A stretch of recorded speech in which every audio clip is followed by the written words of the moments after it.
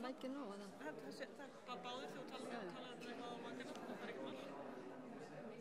Þeir eru hengdir núna.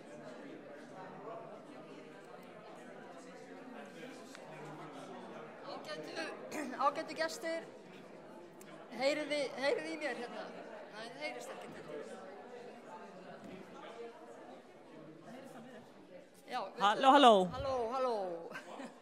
Við ætlum að hefja leik hér, ef þið vildu gjöra svo vel að fá okkur sæti.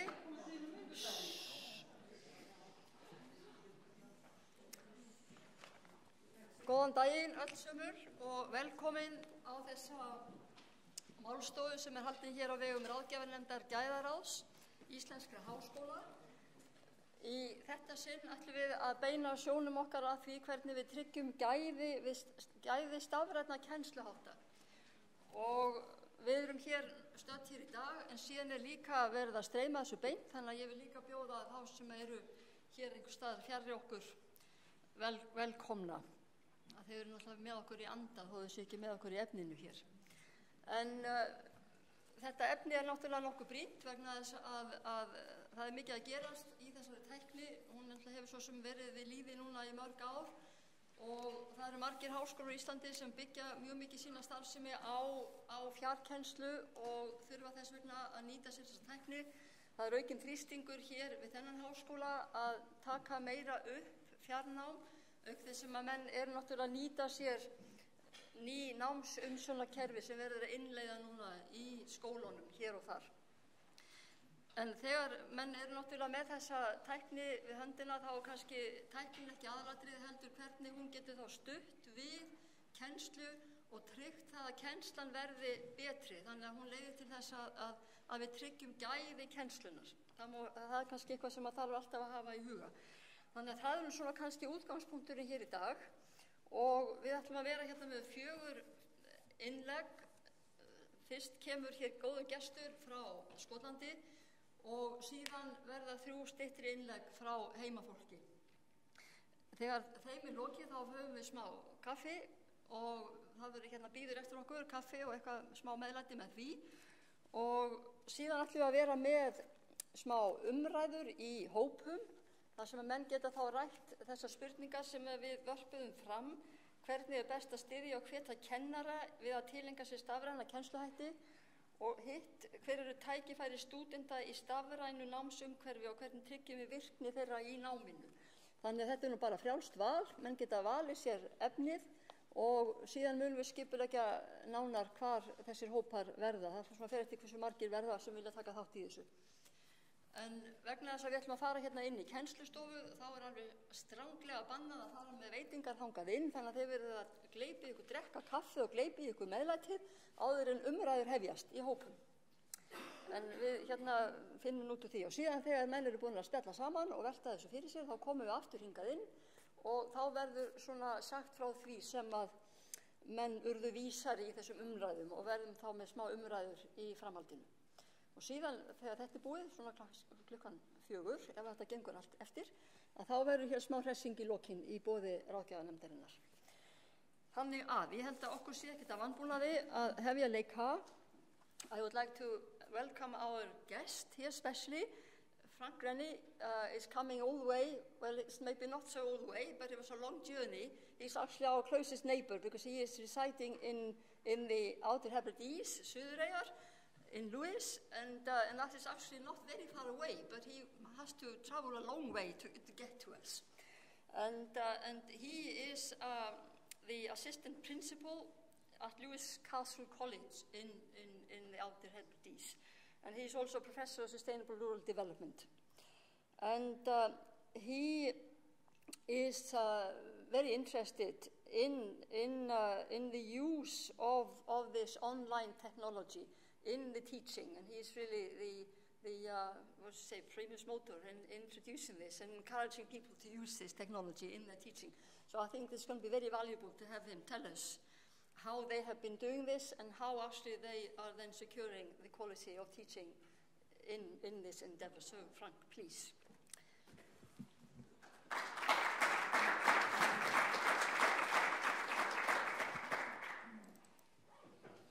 The first Gemach Arden. We hold this toast to be on the show and you,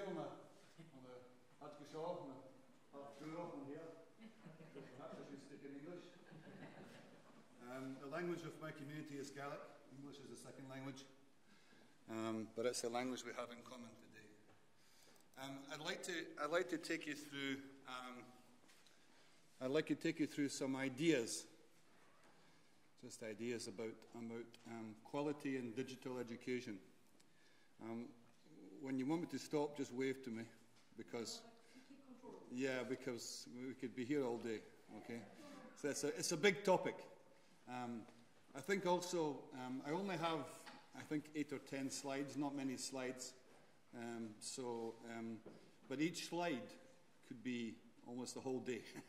Yeah. So if you have questions at the time, just wave to me. I don't mind if you want to interrupt me. I don't even mind if you heckle me. I like to have a bit of a rapport with the audience. I'm quite comfortable in what I'm talking about. I have lots of examples that I can show you that we talk about that we maybe not have time to go into, but I think it's important that we have something that you can take away from this, because otherwise you could get this in a textbook, you can get this on YouTube or whatever else. Okay, so it's about personalizing this experience here. So I think in terms of quality in digital education. I want to talk about, for example, the pedagogic styles that I want to focus on in the first place. First of all, there was face-to-face only, this sort of topic. The only time I ever talk to face-to-face presentations is things like this. All of my students are at a distance. I speak to them online by various tools and times and things that suit them. So we have distance education as well, and that became a separate thing. The UK Open University was one of the first in the world to start 40-something years ago. I taught for them as well. I taught geology, natural science for them for a while. From Lewis, not from Milton Keynes. Milton Keynes is the far south. I know you call Lewis the Southern Isles, but to me it's the far north, and it's the far north of Scotland, and it's as far south as I want to get. Within this distance learning stuff, there then became an e-learning form most recently. I think I was saying this morning to colleagues that I began to teach the first e-learning course, first course online, 1993. So this is not new. We taught in a very different style. It was much more like a chat room discussion. It was using what they call COSI, conferencing system software from Guelph University in Canada, bringing together people by email chat and group discussions. And then used the web when that became available to the public in 1994. And since then, we've added on various varieties of security and involvement in there. But then more recently, in the last 15, 16 years, whatnot, we're talking about blended learning, a mixture of online and face-to-face. Some things it's better to do hands-on and get your sleeves up and do something. Other things you can do at a distance, and you can prepare these things online. That blend is very different depending on what you're doing, what subject you're doing, what level you're doing, your geography, your technology, the ability to get internet access in a rural area or an urban area, and so on and so forth. The whole lot I would class as distributed learning. Distributed in time, distributed in geography, distributed in technology, various things that you use. So distributed learning is the whole gambit of things there. And I would particularly focus in the middle bit here on open educational resources, things that are available, making open access. I believe education should be free. The limitations of my country, my institution, my society means that we have to charge for certain things in order to pay my wages so I can put food on the table. So these things, we mean that we have to charge in certain ways at certain times, at certain levels for education. But as a default position, I want education to be free. We used to have a car sticker in Scotland during the time of Margaret Thatcher's Prime Minister, which said, if you think education is expensive, try ignorance. I don't want to spend too much time on this. I talked this morning as well. In terms of the course plan, I've spent a lot of time in recent years looking at the division, the preparation of material in an online format. through a thing we can use as what we call pedagogy. Pedagogy is self-directed learning. So it's not just being able to spoon-feed people. It's not just taking people by the hand. It's not instructional technology. It's not teaching in the didactic sense of me teaching to a class here, you taking notes and going away and doing some homework. It's a much more interactive process. And this thing here, you'll see this, you can get this online afterwards. This is about setting up the first column, in the blue, is the week by week throughout the semester. The second column is about the topic of the week. The third column is about me identifying particular set reading that I expect all students to read. It's an online free educational book, textbook. The third column is about interactive PowerPoint presentations. A presentation like this, but made into a short video clip, sometimes with voiceover, sometimes not. The third column is about YouTube and TED Ed, you know TED Ed?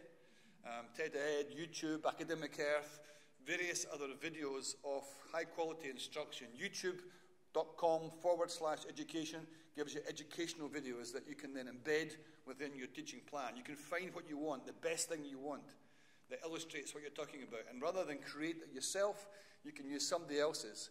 And then when you can't find that other one, you can create your own one, and you can make that available open access as well. The next column is an example of what we're talking about. So you can test your knowledge by looking at real examples of what we're talking about, not just theoretical concepts. Then there's little snippets, perhaps podcasts, some information, different styles of learning. Some people learn better from books. Some people want to go into a corner and read. Other people must discuss it and actually do something with themselves. Laboratory experiments and try to do things by themselves. Go in the field and get wet and look at geology, look at landforms and so on to see for themselves. The second last column is further reading.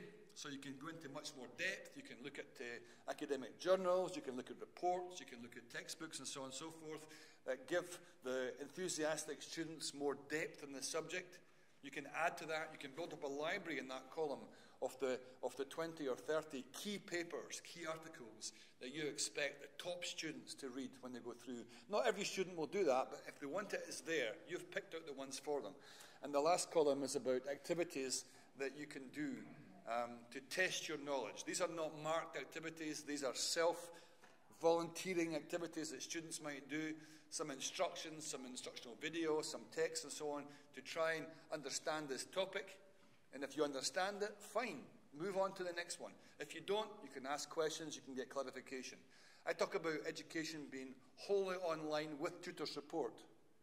I don't talk about fully online education. Wholly online with tutor support. Everything you need is online, apart from me. And you can speak to me anytime, by email, by phone, by face-to-face, knocking on the door, by Skype for Business, by video conference, by a whole range of different technologies that are convenient for you. The only thing the students haven't got is my personal phone number. Yeah? But they have my email, and they can email me at 1 o'clock in the morning, and I'll pick it up the next day as I come in.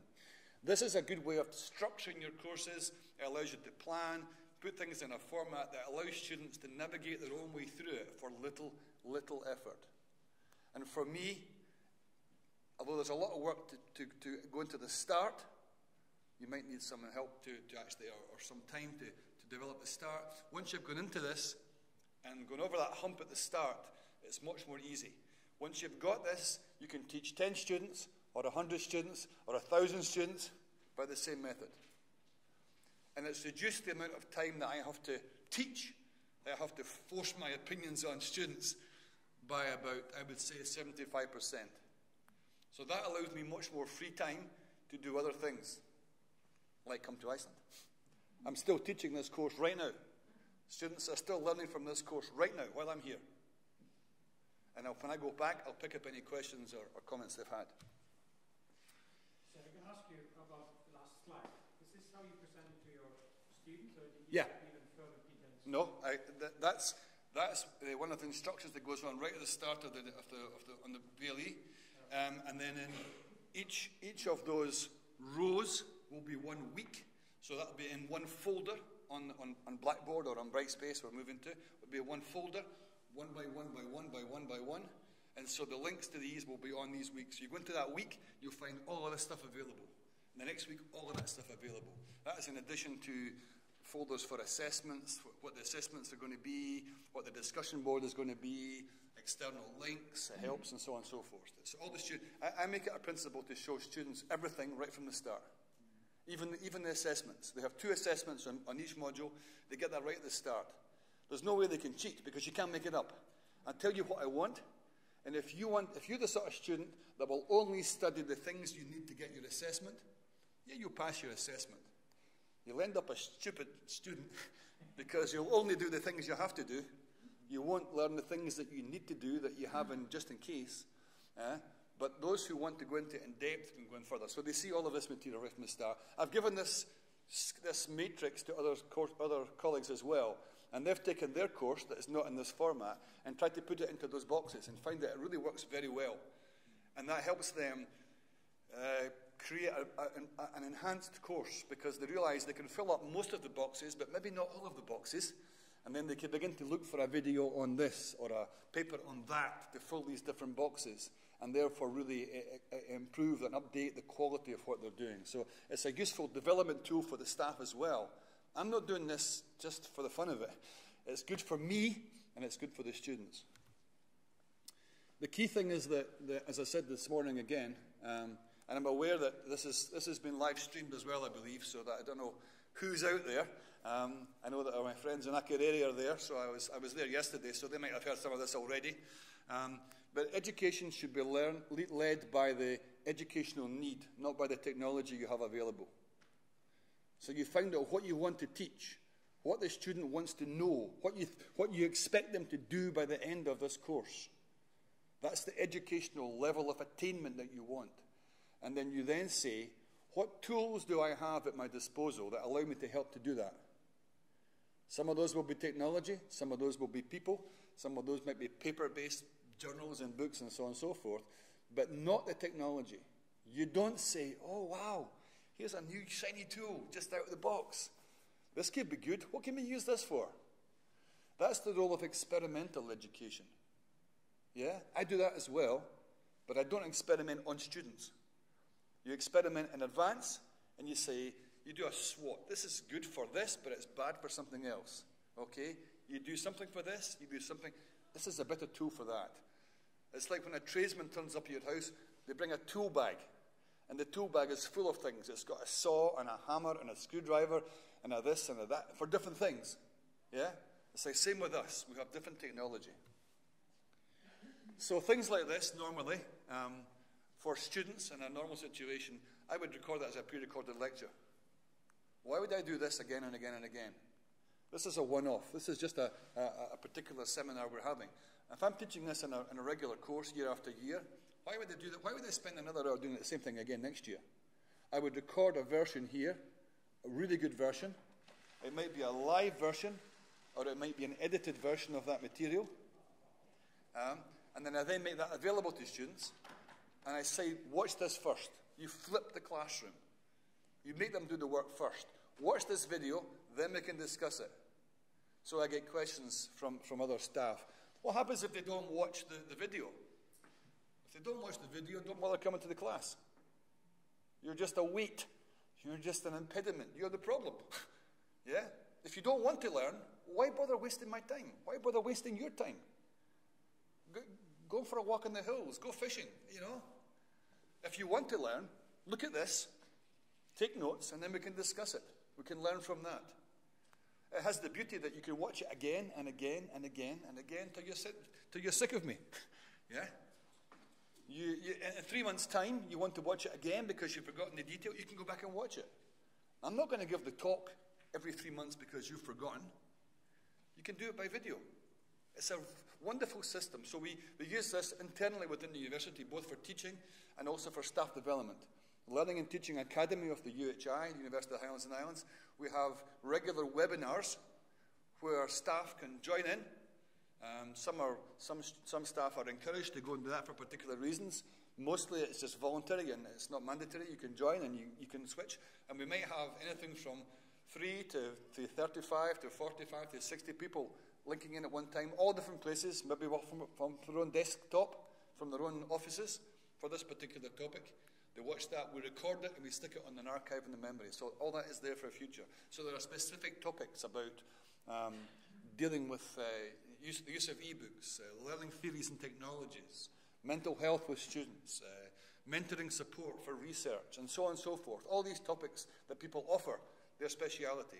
We can record this, and we can slot them in, and we can use it, both for students and for staff. This one I was talking about at lunchtime. This is a project I've just finished, or just finishing. The material, some of the papers are on the website, on the background. We were asked by JISC, the Joint Information Services Committee for the whole of the UK, that supports the IT structure of the whole of the UK, to look at a particular, there were four universities asked to look at how does the university produce knowledge and make that available? And the answer is badly. Badly. We all produce lots of knowledge, and we publish it in obscure journals that 3 people read. Yeah? And then they forget about it. It's only used for dissertations and topics and whatnot, unless it's a really sexy topic that people are really talking about all the time. By and large, most of the information we produce is lost. It remains within the university. It doesn't leak out. So we've had several seminars on this. Our project was to look at what is the process, not to produce them, but what is the process of doing this. So in doing so, we're asked to produce 2 e-textbooks and then monitor how we did that and how successful that was. So over 3 years, we put 4 institutions, I think it was London, Nottingham, I'm going to say Liverpool, and UHI, produced these books. And then we followed where they were and how successful they were, what students thought of them, how they were used, and so on and so forth.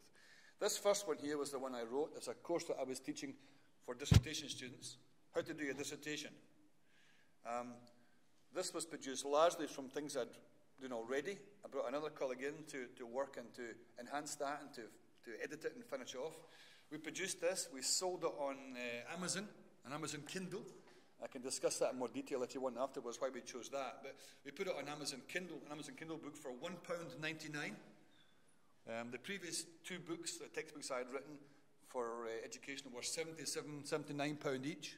Who's going to buy that? Not me. Certainly not a poor student. So we want to make it as cheap as possible to get maximum purchase. We made it free when we could. We made a free offer before just after it was launched. This book, believe it or not, went to #1 download. By Christmas, it was launched in September. By Christmas time, it was the #1 non-fiction. It was #1 educational download in the UK. By Christmas, it was the #1 non-fiction download. And by the spring of the next year, it was the #1 download ebook in the UK and the US on Amazon. We did another book following this. We brought together 5 academics, myself and 4 others, looking at how to do a student research project with different types of research, visual research, qualitative, quantitative, and so on. These are not comprehensive textbooks. They're more like a roadmap for students to use this activity. That book also went to #1 in the UK and the US as it downloads. We've done thousands and thousands of downloads of these books.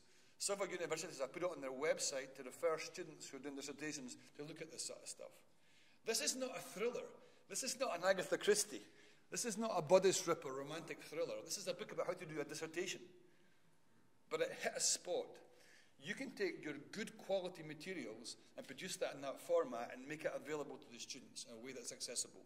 We're now just about to publish one of my dissertation students from last year's master's program in rural development who wrote a really good dissertation about succession planning in the third sector and voluntary organisations in rural areas in Scotland. She got a distinction, and we thought this is a good one. We should publish some student work on this. So we're taking this book that she's done, her dissertation, and we've lightly edited it. It's a dissertation. It's not written as a book. It's a dissertation. But we've taken out the Harvard references, name and date and so on, and just put the number, like an end note, because that's more accessible for a non-academic reader. Lightly edited, and we're making that available as well. So we hope this will be embedded within the system, that we can produce material that would not normally see the light of day. I've just had a PhD student who's just completed a PhD looking at the application of this for publication in Gaelic language, in minority languages. So there are only 35 people in the world who are interested in Icelandic horses at an academic level. You can write the book about this and publish this here in Icelandic and make it available, and all those 35 people can buy it. No publisher in their right mind is going to make a commercial publication knowing it's only got 35 people going to buy the book. Yeah? So it liberates you immediately to make these things available at a distance. There are lots of other things you can do for further study. You can look at putting your photographs online. You can look at the telephone. You can look at video conference meetings, online libraries. You can look at things like Academic Earth, where whole lectures have been captured. Some are done really well. Some are done really badly. Some just a camera in the room recording you. Others are edited and professionally produced. Edinburgh University has invested a lot of money recently in what they call lecture capture. So this is a big, prestigious, global player university. It's the biggest research university in Scotland by a long way. They teach in a very conservative, traditional style. They have lots of students coming to places like this, our face-to-face classes. They realize they need to make that more flexible and liberate these things from the confines of time and geographical space. They're recording every lecture from now on. These will be edited and put on the site, so you don't have to give the same lecture next year. When I did this, nearly 20 years ago, more than 20 years ago, and when students then began to, the more you put online, the fewer students came to classes. Some of my colleagues go, oh my God, the students are not coming anymore. They're not coming anymore because you're boring. Yeah? What you're telling them is not relevant. They can find it somewhere else. I put the information up, available for them to look at. And then instead of giving a lecture, I give an interactive tutorial where people can come and discuss that, what they've seen, and raise questions and raise problems. And all of a sudden the numbers start to go up again because it's worthwhile the students coming in for that. They can't get me in that mode in their own home, but they can get all the notes and the videos and the papers and so on and so forth. So there are loads of different ways, and you can customize the flexibility your program to what you want to deliver. There is almost no subject that you cannot do this with.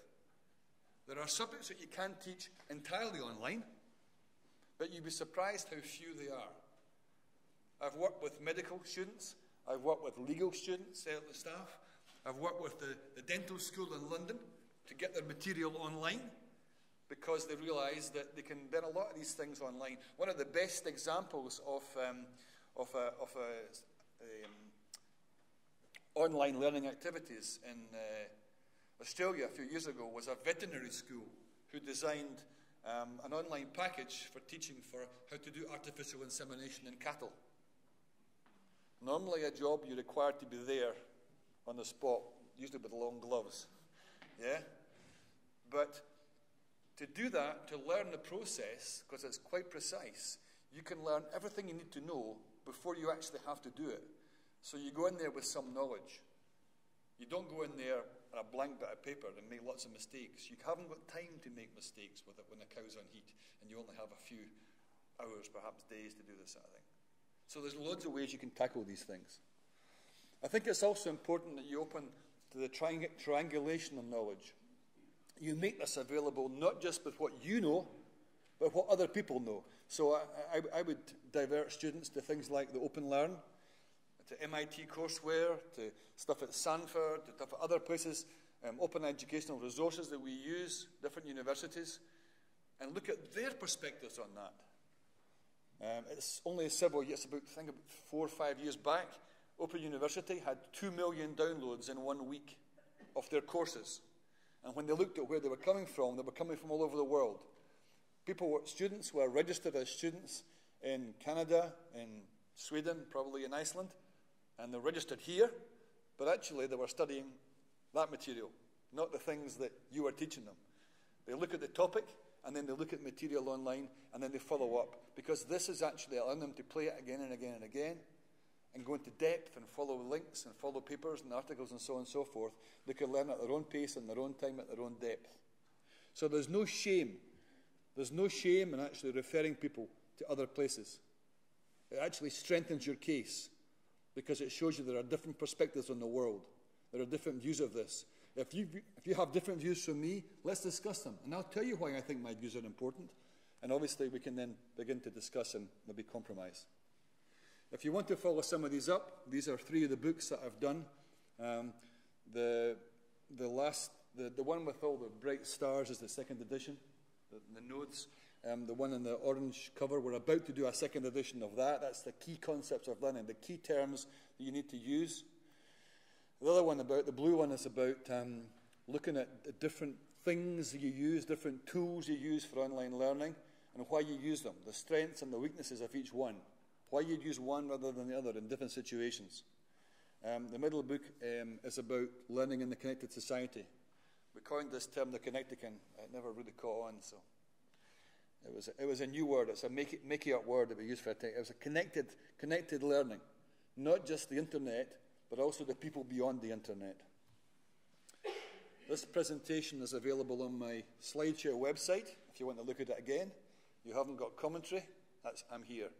You can follow me up on the blog, where I'm blogging just now about supervision of PhD students. I hope to take that blog that I've been blogging about for about a year on PhD supervision and edit that together, perhaps in late spring next year, and turn that into an ebook as well, which I'll make available through the system as well. Any questions, I'm happy to try to field. Thank you.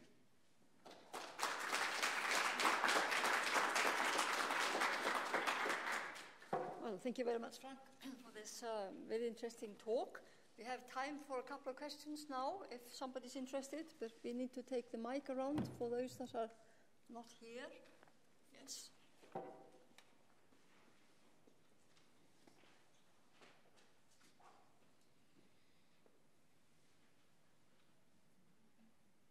Can you hear me?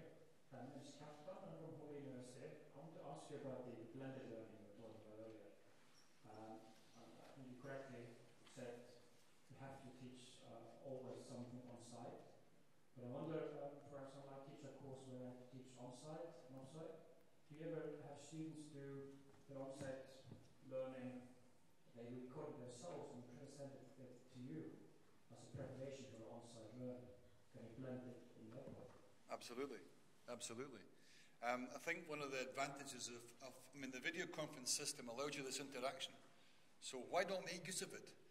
The really bad use of this high technology is for you to turn it into a broadcast medium. If you're turning it into if it's only me speaking, then why not just record it and give it to you? Make it a television program. Make it a YouTube clip. Okay, the affordance, the extra facilities that you have, the extra tools that you have at your fingertips in this interactive mode means that you should use those tools to enhance the process. So if you want to actually get students to produce videos and then use that as a process of discussion, that's fine.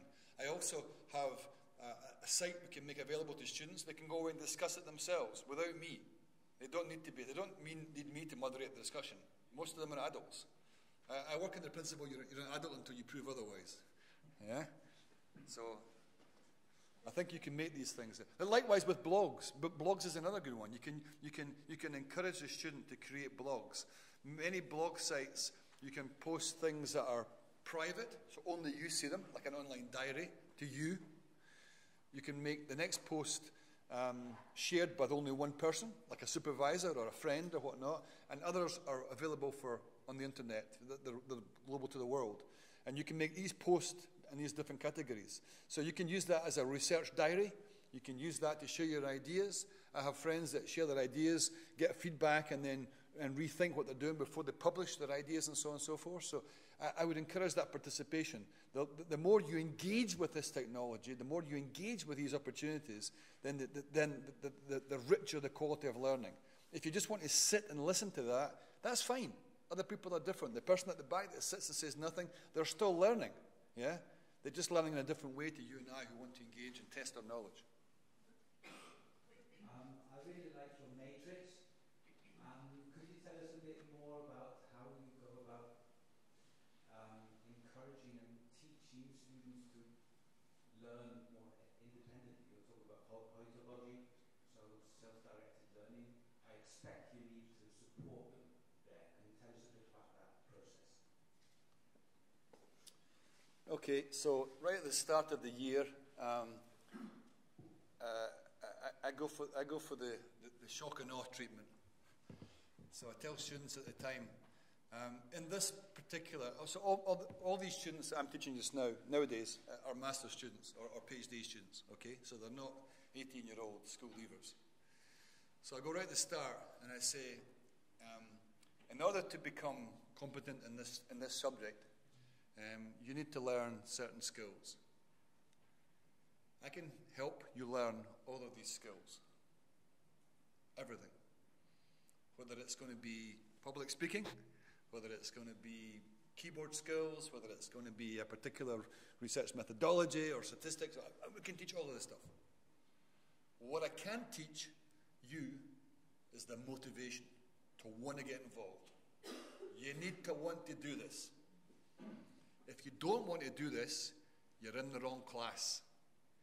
Now is your time to leave. Yeah? And students come back and look at me and say, my God, I've been thrown out already, but I haven't even started yet. And I said, no. You have to realize you have to make an effort. There's loads of research that shows that we learn best when we're stretched out of our comfort zones and challenged and made to work at these things. It's harder. Yeah, it makes us feel uncomfortable sometimes in doing these things, but we retain it more. So for the PhD students, for example, I get them all to present a seminar to the faculty during the course of each year. And the first time they do it, they really don't want to do it. They really don't want to do it. They'll tell you they don't know enough about the subject yet, and they haven't done any public speaking, they're not really fully prepared, they haven't read the literature, their grand's ill, their cat's died. We've had all the excuses, okay? And I say, okay, we'll find the time when you can do it. You need to do it. And they do it, and they get critical friend feedback from the audience on the participation, whether it's 2 people or 20 people, it doesn't matter. And almost always afterwards they say, you know what, I was really uncomfortable doing this first, but actually it was good for me. I really learned a lot from that. I do the same with this table. I say, all of this stuff is available. Okay? None of the links that you have on this are poor material. They're good things. They're good examples. They're good papers. There are good videos and so on and so forth. When I can't find what I'm looking for, I create my own. But I would say 80% of that table for that module was open access resources, open educational resources. Very small part was made by me. You take the student there and you say, have a go at this. I'm here if you want me. If you need me, email me, phone me, whatnot. But otherwise, get on with it. And almost always they respond. Sometimes, at first particularly, I was worried that it was very quiet and there was no discussion, and I would email, are you still alive? Are you still there? And almost always they come back and say, yeah, we're just working our way through it. I was very nervous until the first exams, the first tests came up, first assignments, and they did really well. And then at the end of the module, when they got the module questionnaire, they were hugely complimentary on the material because it was suiting the students, it was suiting their mode of lifestyle. And so that word spread. And so they go to colleagues and say, why don't you use the same technique that Frank uses? So that pressurizes those who don't want to move as well. So I think you have to trust in the students and trust in the system. If they don't want to do this, you can't make them learn. You can only facilitate their learning. You can't make them learn. So I don't teach anybody. I've always said this. I don't teach anybody, but I help them learn. Very good. I think we stop here, and then that we can pick this up again during our discussion in the afternoon, later in the afternoon. So I think we'll move on, and I'll call on the next speaker. That is, nú ætlum við að fara aftur yfir íslensku, afsakið. Við ákvaðum að fyrirlesararnir fengi að halda erindi sín á íslensku fyrir ykkur, okkur hér, íslensku mælandi, en ég legg til að við tökum umræðurnar í lok dagsins á ensku, ef það er í lagi, þess að þá getur Frank verið með okkur og þá getur hann miðlað áfram sinni reynslu. En þá höldum við áfram á íslensku og næsti fyrirlesari er Einar Hreinsson frá Háskólanum í Reykjavík og hann er forstöðumaður kennslu sviðs Háskólans Reykjavík og gæðastjóri. Með mér í ráðgjafarnefnd gæðaráðs Er það ekki? Jú. Þannig að gjörðu svo vel, þú ætlar að tala stafrænan stuðning við gæði náms og kennslu. Gjörðu svo vel. Takk. Já, góðan daginn og velkomin öll. Það sem ég ætla að gera að tala hvernig við getum notfært okkur staðrafræðina tækni til að styðja við gæði náms og kennslu.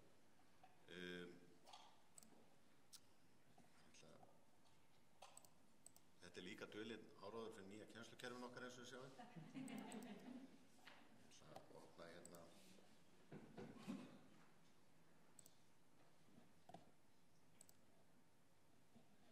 Þennan, þetta hlæru svo hérna.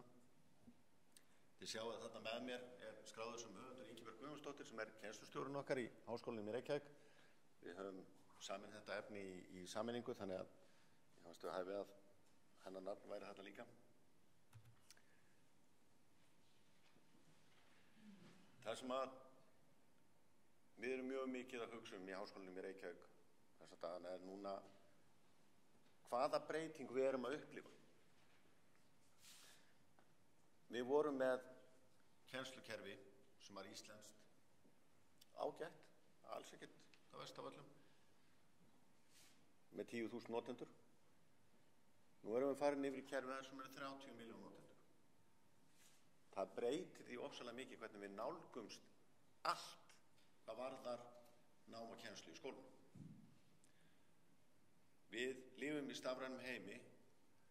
Við heyrum mikið talað aðgang nemanda að stafrænum miðlum. Sum illa við á öðrum ekki. Það umræða það að banna notkun á tækjum í skólum. Við viljum fara svolítið í hináttina. Notum þessi tæki á máta sem nemendur þekkja. Við erum að undirbúa það undir vinnumarkað. Guð sé lof, eins og ég segi oft við prófessorinn í skólanum, sem betur fer nú flest þetta fólk í alvöru vinnu.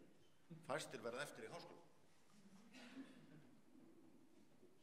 Leiðu þau koma út úr háskólanum, lenda þau inn í þessum heimi aftur. Notum þannig, kennum þeim að nota þessi tæki.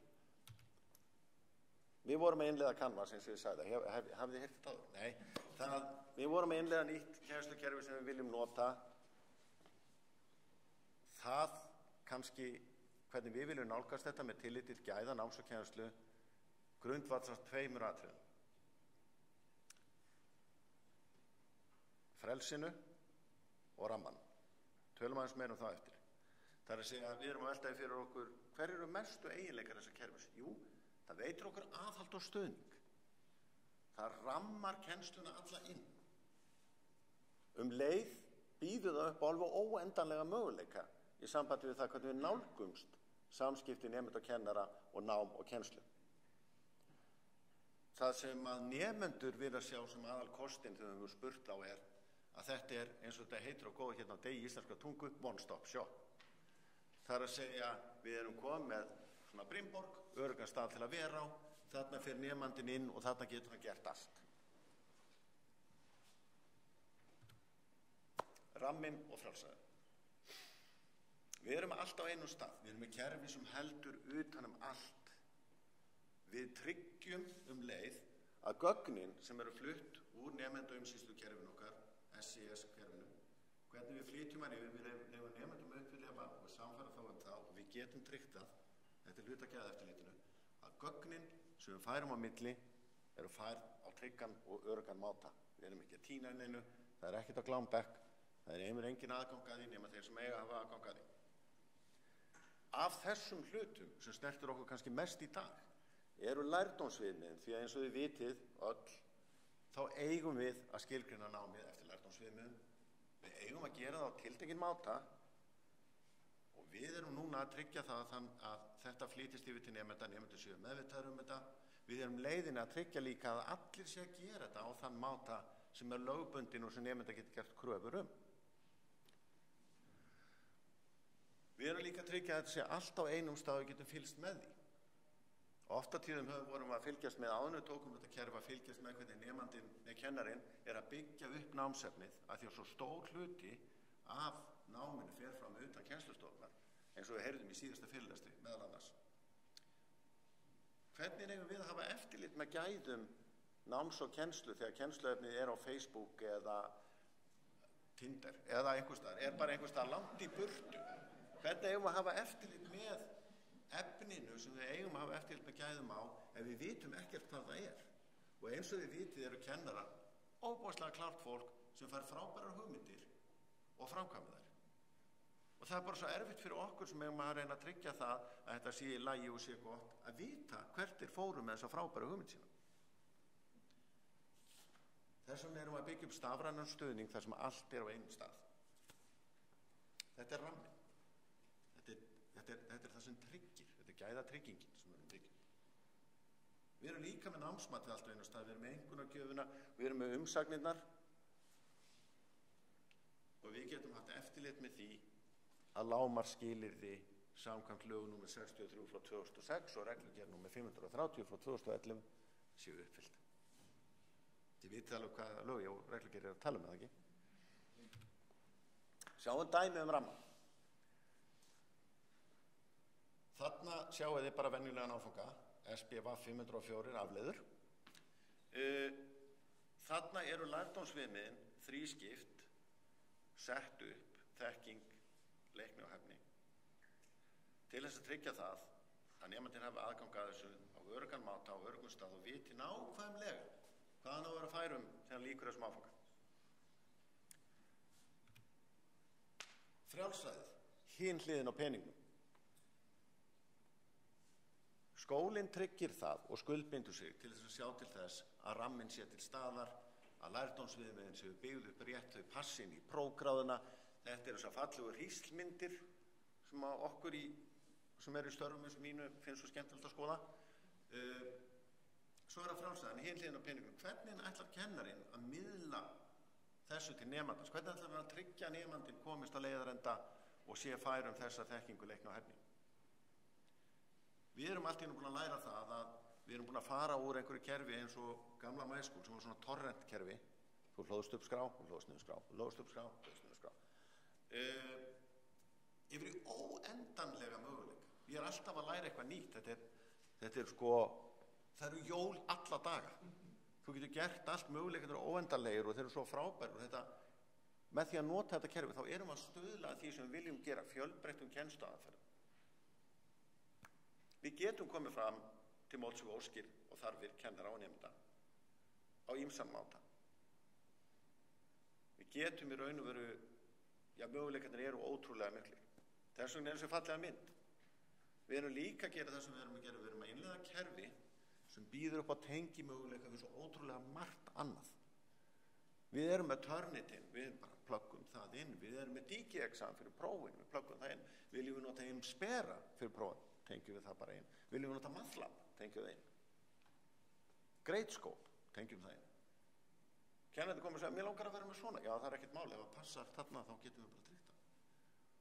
Og það sem gerist er að nemandinn veit aldrei að hann er að fara út úr kerfinu. Nemandinn er alltaf á sama stað.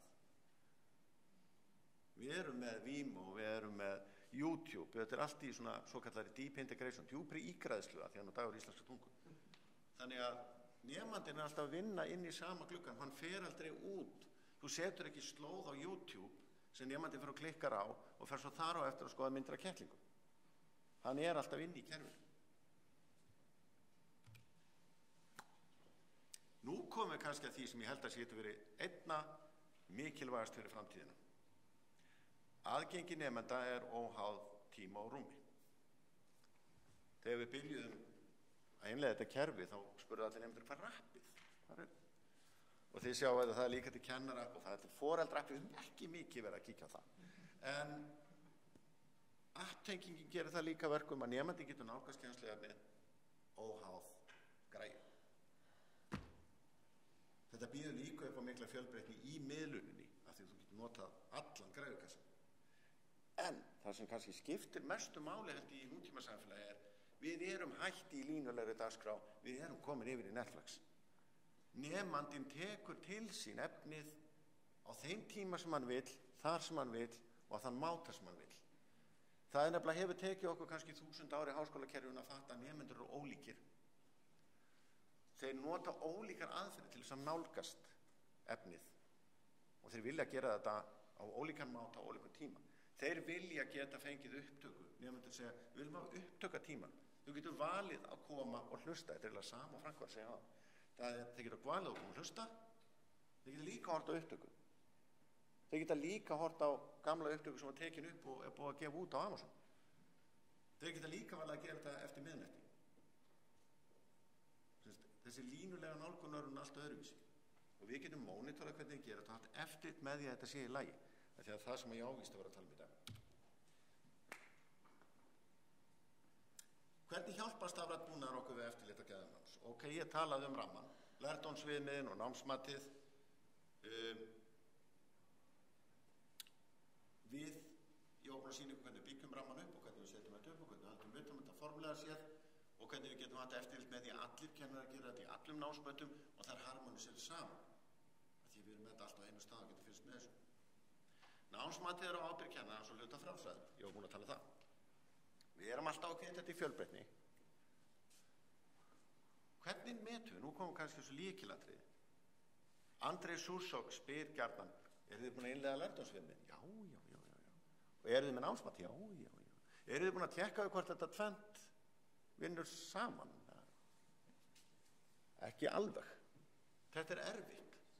Hvernig ætlum við að meta þetta? Hvað ætlum við að gera? Hvernig ætlum við að halda utanum í 12.000 manna háskóla að allir sé að gera þetta? Þetta er bara erfitt, þetta er áskorun.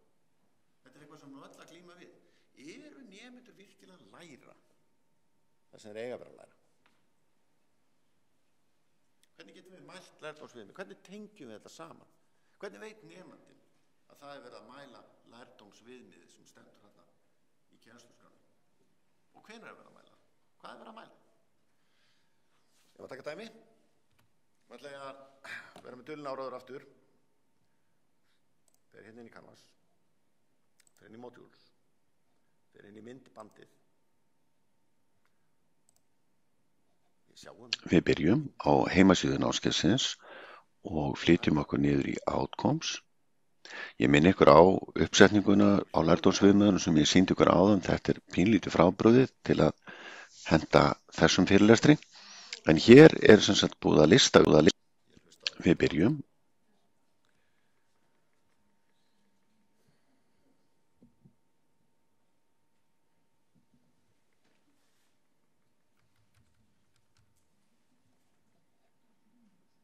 Á heimasíðu námskeiðsins. Vandræðilegt. Það var hljóð á tölvunni nefnilega þegar ég pröfði að gera þetta áðan. Hvar eru tæknimenni núna? Já, og ég ringi Arnar. Hérna. Þetta er hljóðneminn, hann er uppi, hljóðstyrkunum fín.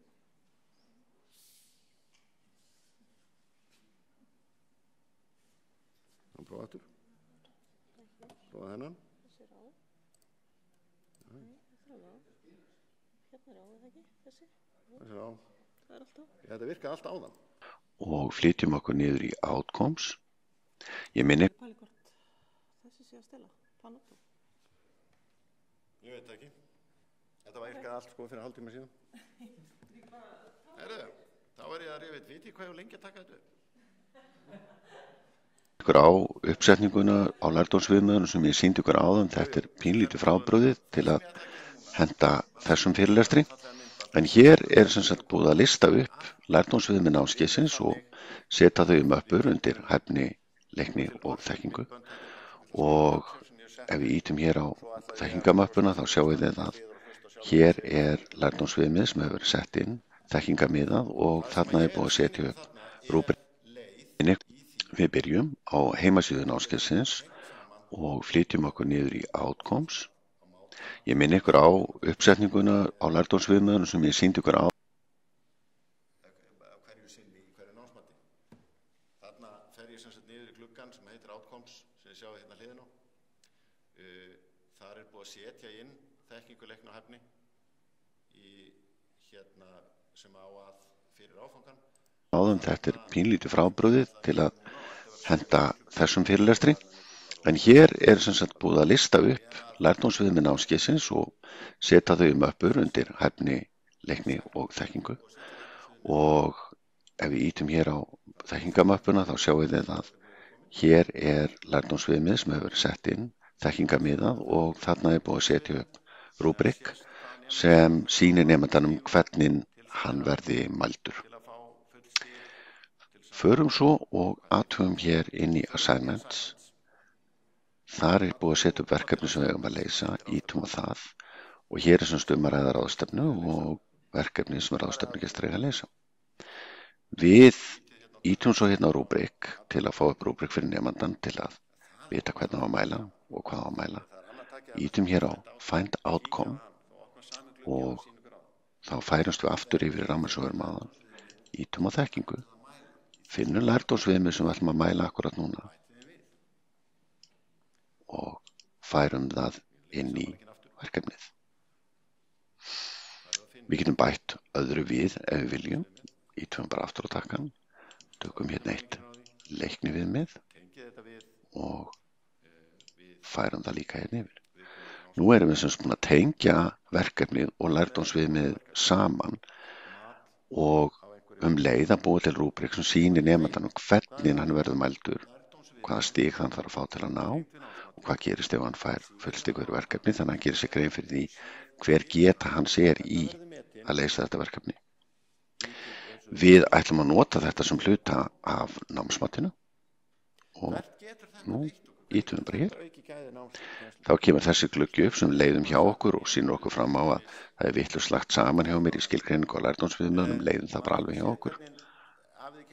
Og nú erum við búin að búa til þetta verkefni þar sem að nemandinn veit að í þessu tiltekna verkefni þá er verið að mæla þessi lærdómsviðmið á þennan tiltekna máta. Hvað ég færum að gera? Hvernig ég að ná þessu lærdómsviðmið?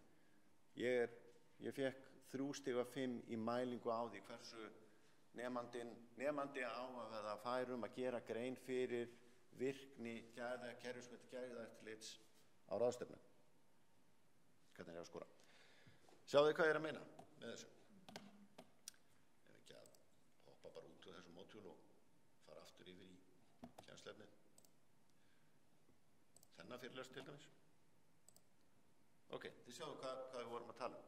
Þetta er ein leiðin til þess að nota þennan stafræna stuðning við að bæta eða hafa eftirlit með gæðum náms og kennslu.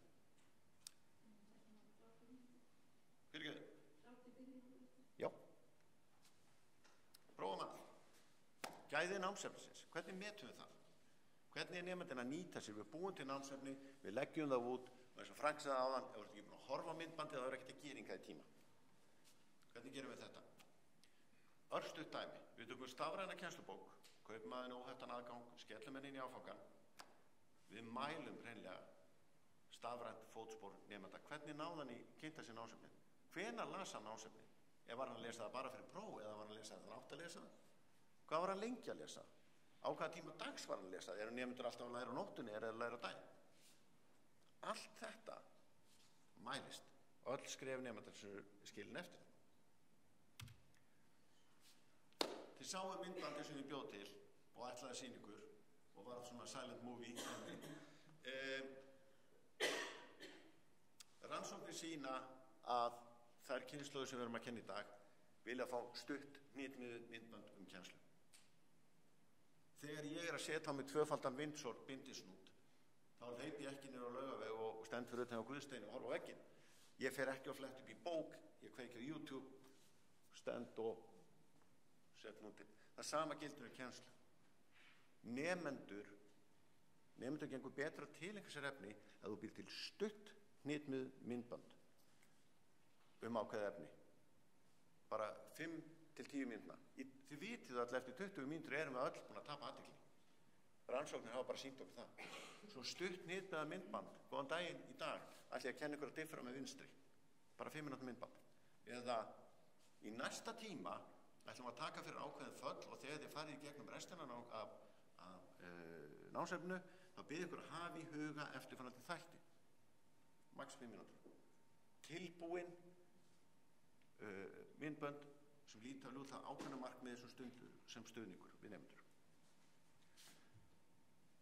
Setjum þetta inn í arkið. Nemendur googla, við getum rætt að setja. Arkið sem að ég notaði til að búa til myndbandi áfram, sitjandi inn á skrifstofunni minni í fyrsta skipti sem ég opna forritið. þetta engin vandi, fáir takkar. Ef þú setur þetta inn í arkið, þá boðið ykkur mikinn fögnuð. Það sem að gerist þá að nemandinn skilur eftir sér fótspor. Hann skilur eftir sér stafrænt fótspor, þannig að þið geti farið inn, þið geti séð hvort að nemandinn horfði á myndbandið.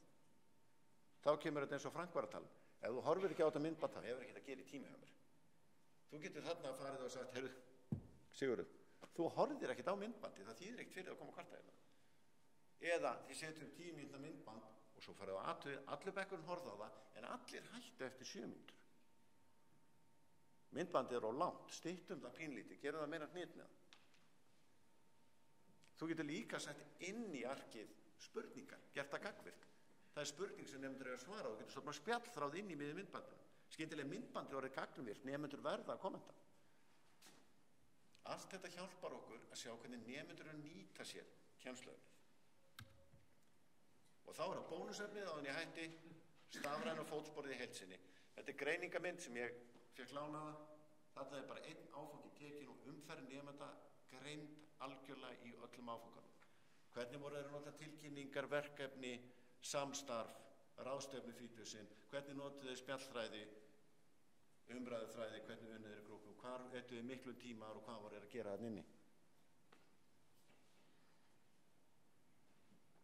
Við erum næstum því að gera það sama eins og eigendur Facebook að gera, nema við erum ekki að selja upplýsingarnar, við erum að nota þær í góðum tilgangi. En þið sjáið hvað við erum að tala og hvernig getum nýtt þetta stafræna stuðning. En til þess að við getum nýtt hann á góðan máta, eins og kemur þetta, innskráning gefur vísbendingar, engin innskráning gefur vísbendingar. Sigur Róli sendi mér daginn, með að hafa hann, grein úr Independent, þar sem að faðir var að kvart yfir því að barnið hans hefði farið í skóla, búið á campus, fram til sjálfsmorð. Og pappinn svo reiður, hann sagði, skólinn hefði komið í veg fyrir þetta, því að skólinn hefði getað fylgst með því hvort að nemandinn var að mæta í tíma og hvernig hann var að lokka sig og hvað hann var að gera. Nú er ég ekki að tala svona dramatík, ég er bara hreinlega að tala nemendur sem hætti í námi af engri ástæðu, þeir svona, eins og maður sér í Íslensku, drifta út á náminu.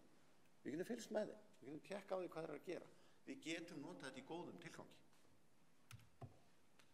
Það er búið.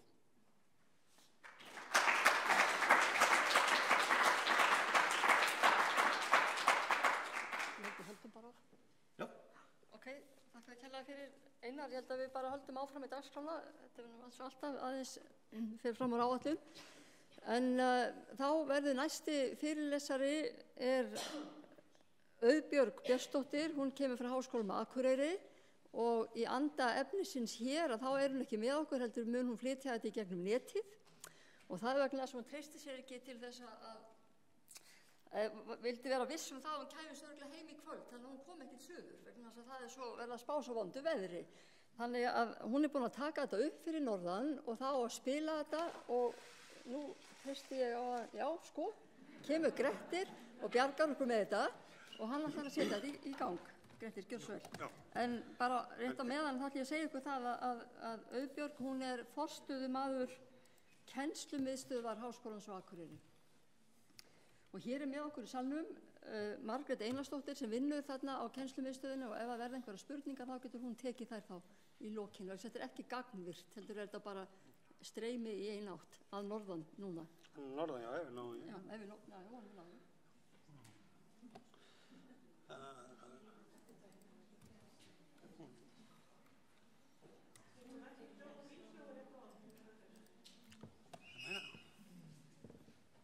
Það er aftur okkur.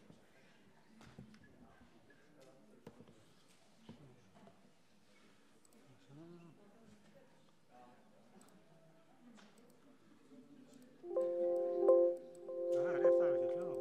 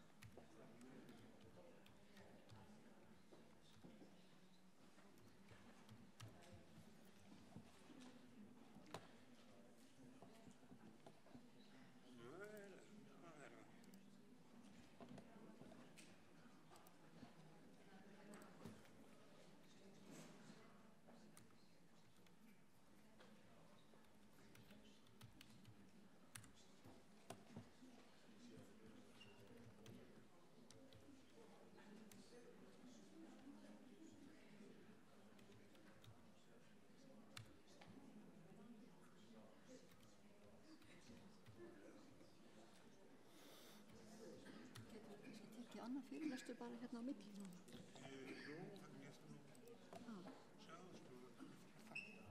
Ég er nú meira að gera hljóðin. Já, það kom ekki upp áðan hjá Einari, sko. Hann var búinn að prófa þetta, það gerist ekki.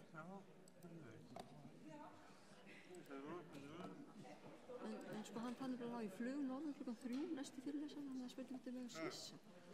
Getum við ekki spyrað þetta? Getum við ekki bara látið þetta bíða? Við ætlum aðeins að breyta áætlun fyrirgefiði vegna þess að síðasti fyrirlesarinn okkar, Teitur Erlingsson, hann þarf líka að komast í flug og vill alls ekki missa fluginu sínu klukkan 3. Þetta er allt mjög flókið, þannig að hann ætlar að fá að hlaupa hérna inn á milli og hann ætlar að fjalla viðhorf stúdenta til stafrænna kennsluhátta. Teitur er sem sagt nemandi við Háskólann á Bifröst í hagfræði, heimspeki og stjórnmálafræði. Heyrðu, hérna, hvernig komast þú það inn í þetta? Ég hlýt að finna út af því. Já. Já. Þú ert með þetta á desktopinu, Hérna er sko? þetta. Já, ok.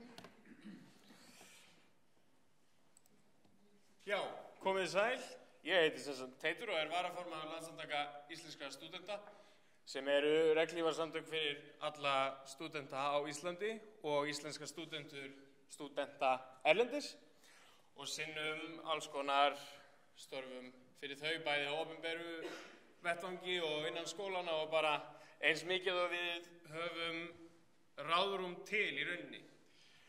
Ég er mjög glaður að fá að tala hérna þetta málefni því að þetta er auðvitað stúdentum mjög mikilvægt að stafrænir kennsluhættir fylgi hér á Íslandi því sem að gerist alls þar annars staðar.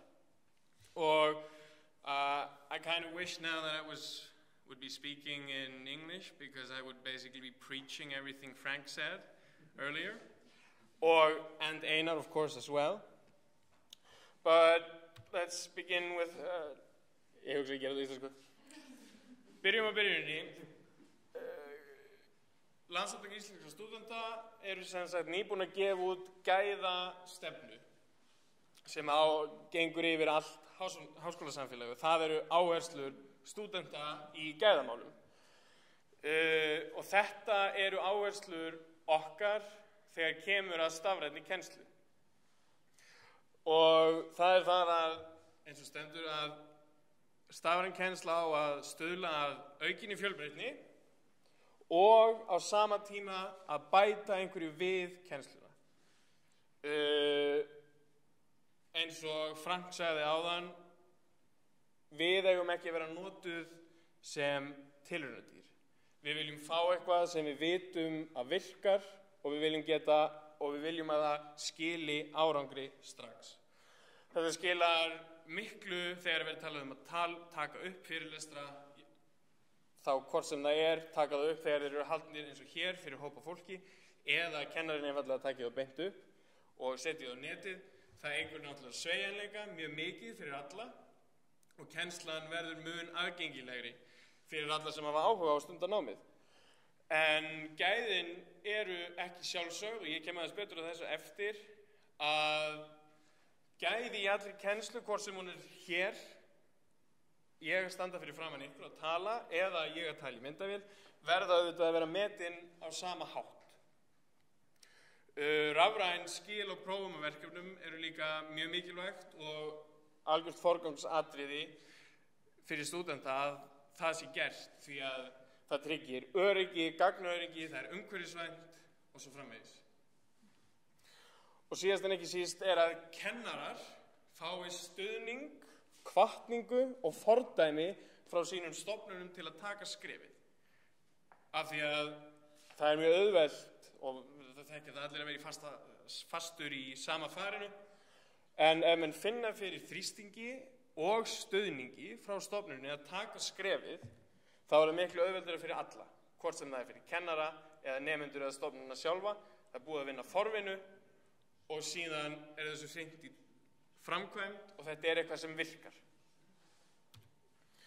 Síðan er líka, og við auðvitað tókum svolítið úr þessu, er European Students Union, eða ESU, þau eru einnig með stefnu þegar kemur að stafrænni kennslu og þar er svolítið litið til hvaða hlutverk hefur stafræn kennsla. eins og hjá okkur, hún á að bæta við gæði námsins. Gæði náms, þetta verður að skila að minnsta kosti því sama og í hefðbundinni kennslu og auðvitað ef þetta tvinnað saman, þá á útkoman að verða miklu betri fyrir alla. Hún á einnig að stuðla að aukinni stafrænni færni hjá bæði kennurum og nemendum. Kennarar læra á og þurfa að læra á ótal forrit og svo framvegis og þetta svona verður með hverju árinu aðeins betra og gengur betur en það einnig mikilvægt fyrir stúdenta eins og Einar talaði að við erum jú sennilega flest okkar ekki að fara að vinna sem prófessorar. Og þess vegna þurfum við að kunna á alls konar svona tæki. Við þurfum að geta farið eins og við þurfum að geta tengst fólki sem endilega ekki að vinna hópverkefni með okkur, svo dæmis í tekin. Eins og ég sem að vinn fyrir Landssamtök íslenskra stúdenta, vinn mjög náið með Stúdentafélag Háskólans á Akureyri. Og ég hitti þau 2 til 3 á ári. En það kemur ekki sök af því við erum vön þessari vinnu.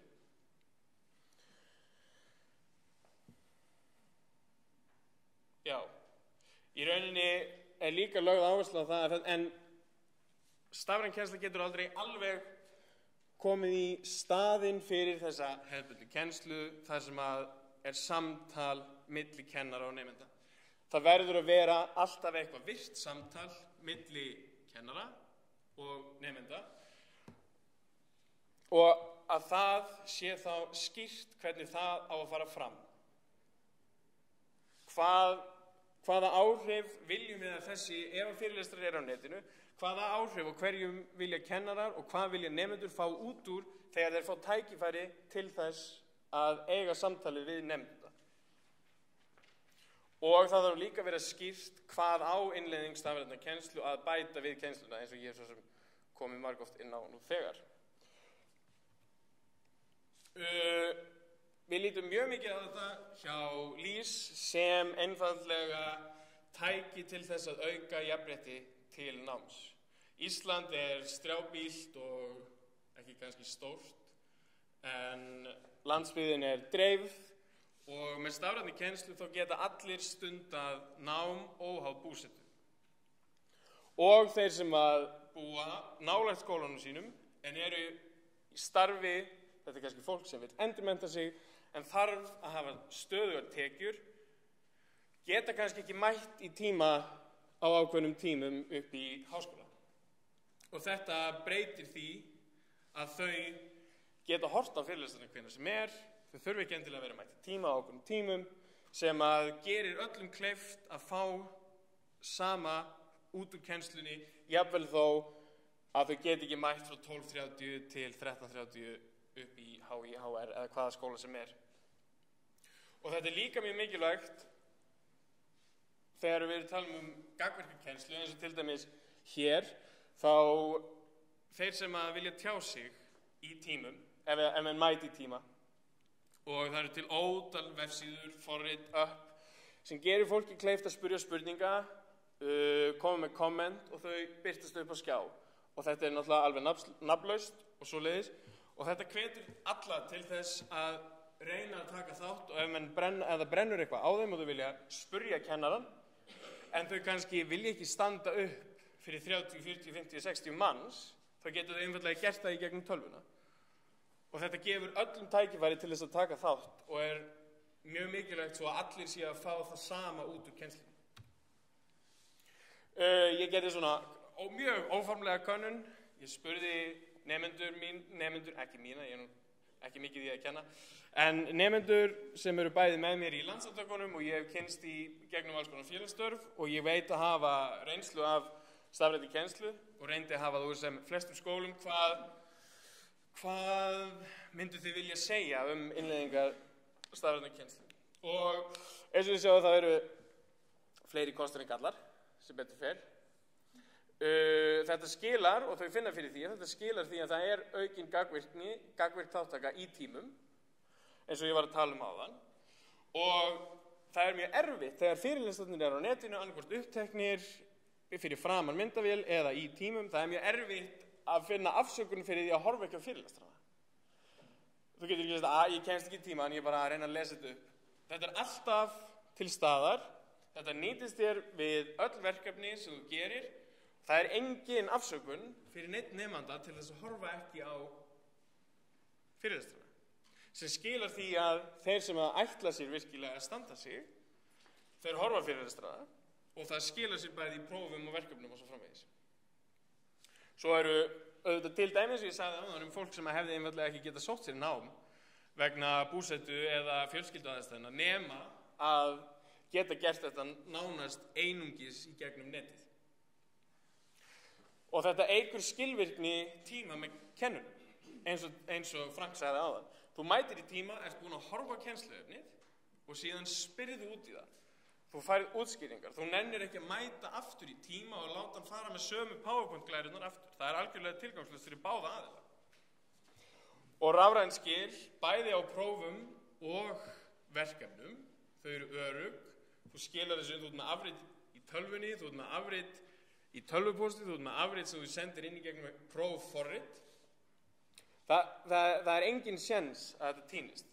Og þetta er allavega í mínu tilviki varið, upp á bifröst, varið, sem sagt, það er bara prófnúmer og það er varið, sem sagt, prófið sem þú sendir inn, það veit enginn hver þú ert þegar hann er að fara við prófið, sem er líka mikilvægt.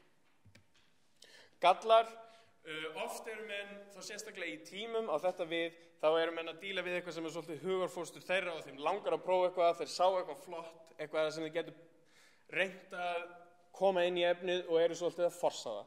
Og það er bara eins og ég var að tala um áðan, það er nóg að gera hjá öllum stúdentum.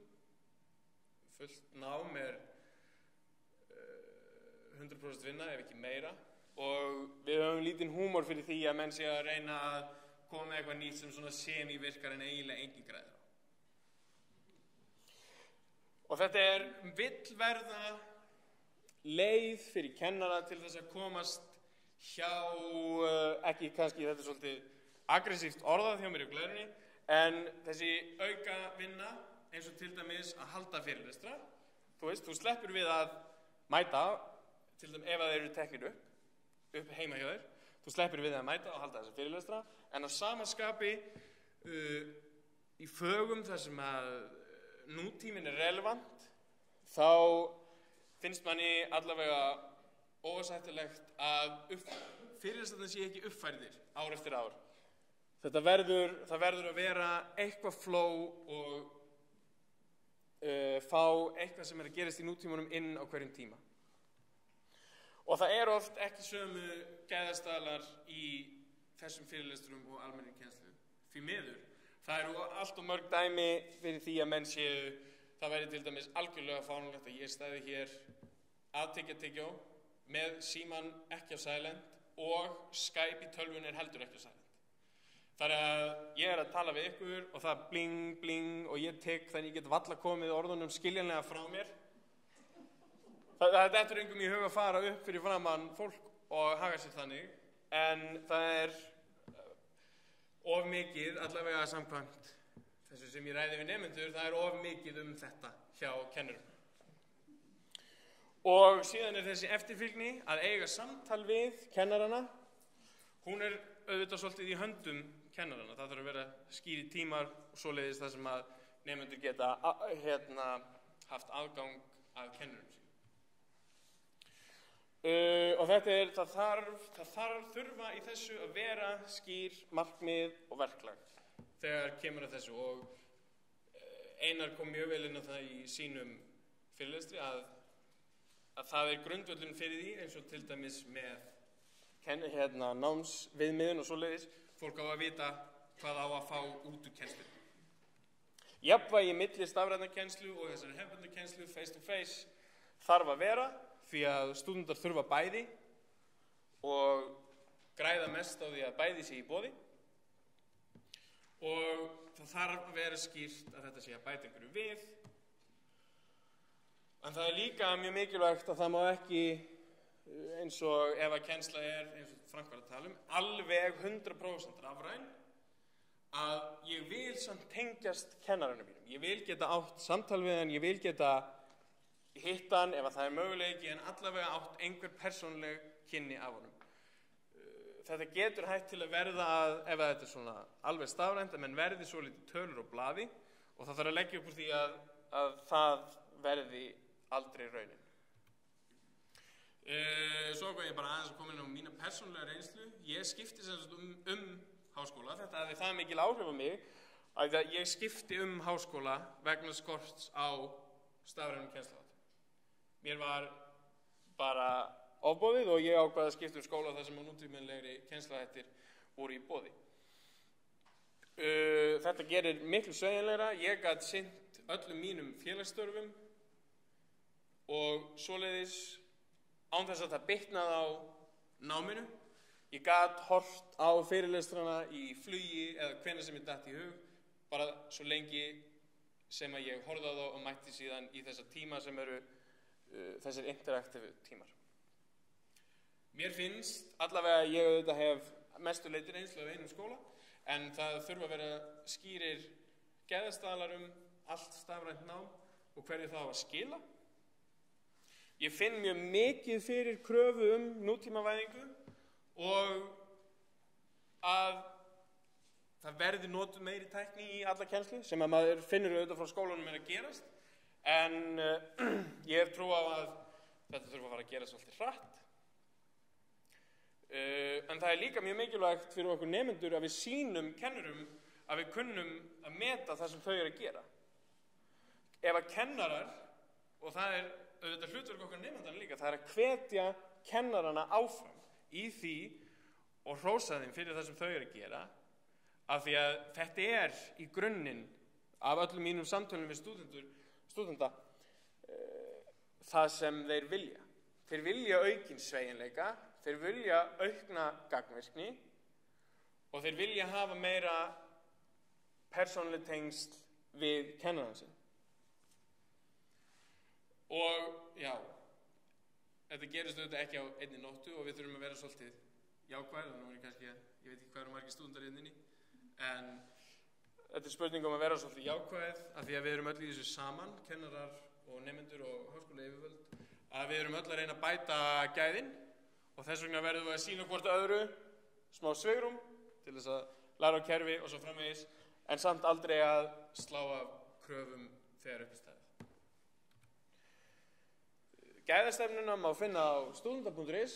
Ég vona að flestir allavega gæðastjórar og svoleiðis og í ráðgjafarnefndinni séu búin að kynna sér hana vel og síðan getið þið verið í sambandi við okkur eða mig í gegnum þessi netföng. Takk fyrir mig.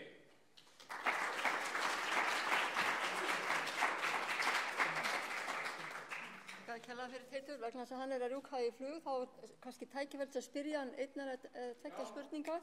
Ef að menn vilja einhverja spurningar, sko, annars verða nú hérna einhverjir stúdentar eftir í umræðum. Elsa verður hérna. Nei, það virðist ekki vera, þá bara þakka þér kærlega fyrir og góða ferð í flugið. Heyrðu, þá ætlum við að reyna við hana Auðbjörgu. Hérna, getur þú hjálpa okkur að finna þetta aftur? Nei, Grettir kemur. Heyrðu, þá bara reynum við aftur. Já, en eins og segja, hún var að gera svona hljóðið. Ég var ekki komið hljóð? Já, það er ekki skott, sko. Hvað já.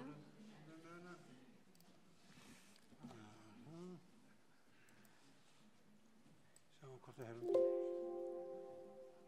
Hvernig við tryggjum gæði Takk fyrir að við áfum að tala hérna á þessari málstofum.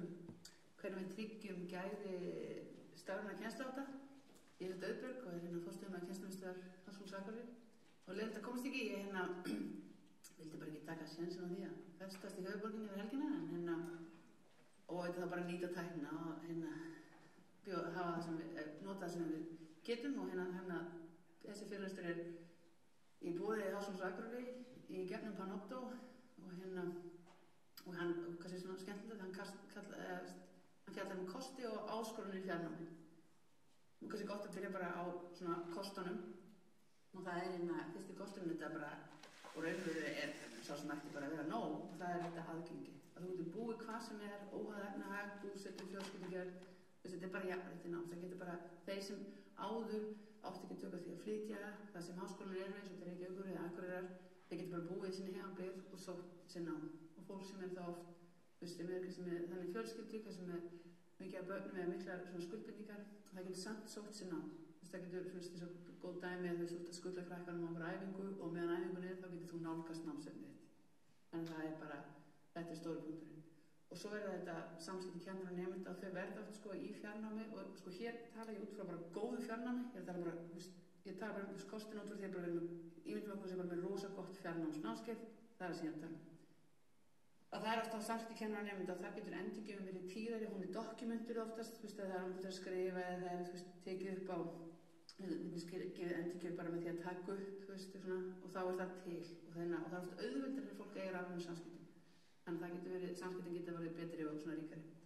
Og það er aukin ábyrgð á nemendur og þeir þurfa sjálfur að sjá námið sitt og þeir verða þá svona sjálfstæðari námsmenn. Og þeir ráða meira yfir sín tíma og geta farið yfir efnið, aftur og aftur og þeir sem kannski, eða eitthvað sem er óskýrt, þá getur bara hlusta aftur fyrir að geta farið yfir það þannig. Þannig að þetta er svona kostin og svo er það kostnaður, það er svona mýta að það sé ódýr, að fjarnám sé ódýrari en staðnám og það er bara alls ekki rétt, en það er oft þannig kannski í byrjun að þú þarft ekki að fara í það byggingar. Það er minni ekki í byrjun en á endanum er þetta bara, svipaði kostnaður, það er ekki ódýrara og það er rosa oft, þetta er mjög algengt að fólk hugsa, ef skólar hugsa, við erum í fjarnám, það er svo ódýrt, fáum fullt af nemum og græðum rosa mikið og það er bara ekki þannig, ekki úr fyrir gott fjarnám, það er bara ekki.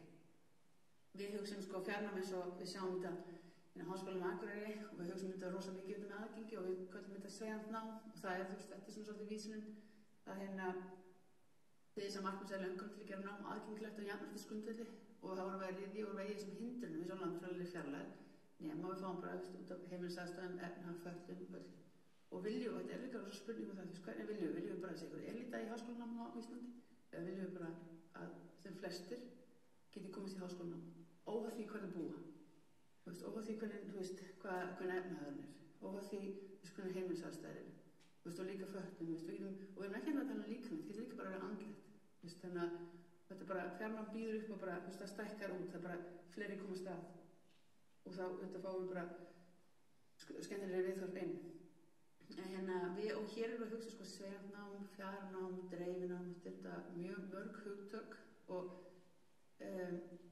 þau eru svona vel skilgreind og ekki og við erum að hugsa eins og í Háskólanum á Akureyri þá þurfum við sveigjanlegt nám það er svona útfærsins pælingum hvenær, hvar, hvernig, hvað og þetta er eins og sem við myndum kalla hybrid þú þarft á einhverjum tíma að koma í Háskólanum á Akureyri en þú getur nálgast efnið í fjarnámi þú getur búið á Akureyri en þú getur líka búið á Ísafirði eða eitthvað strax þar en þú þarft á einhverjum tíma að koma eitthvað þannig að við erum ekki með 100% netnám alls ekki þannig, ég er ekki bara eitthvað í hugtökinu hvað er að pæla með fjarnámi þetta er bara almennt, þetta er nám sem er miklu leyti á internetu og á einhverju leyti hér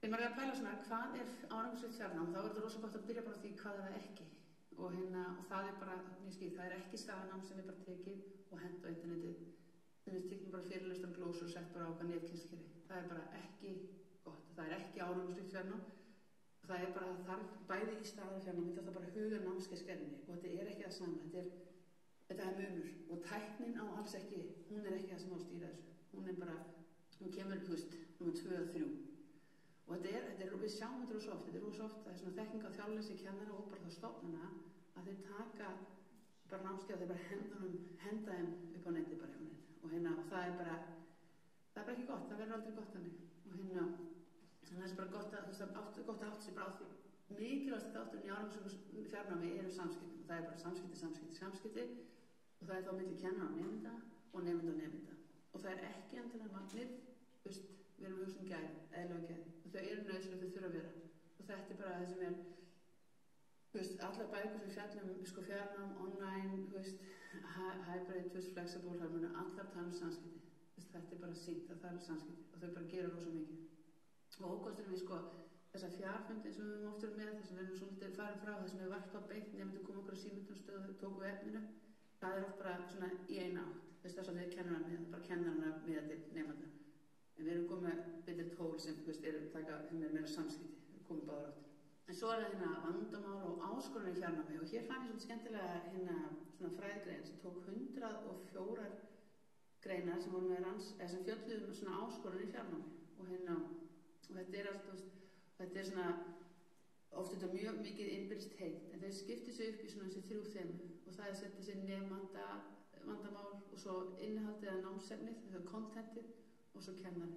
Þetta bara mjög áhugavert, þetta fá þér út úr svona 104 greinum og þetta þegar við hugsa bara að við byrjum að nemendunum og þá það oft vandamál þar eru væntingarnar og nemendur eru með óraunhæfar væntingar og þeir fá þeir vilja senda e-maila og þeir vilja fá bara strax svör. Og það getur bara verið dónalegir og frekir e-mailum eitthvað sem myndi aldrei ekki segja endilega svona bara face to face við eitthvað.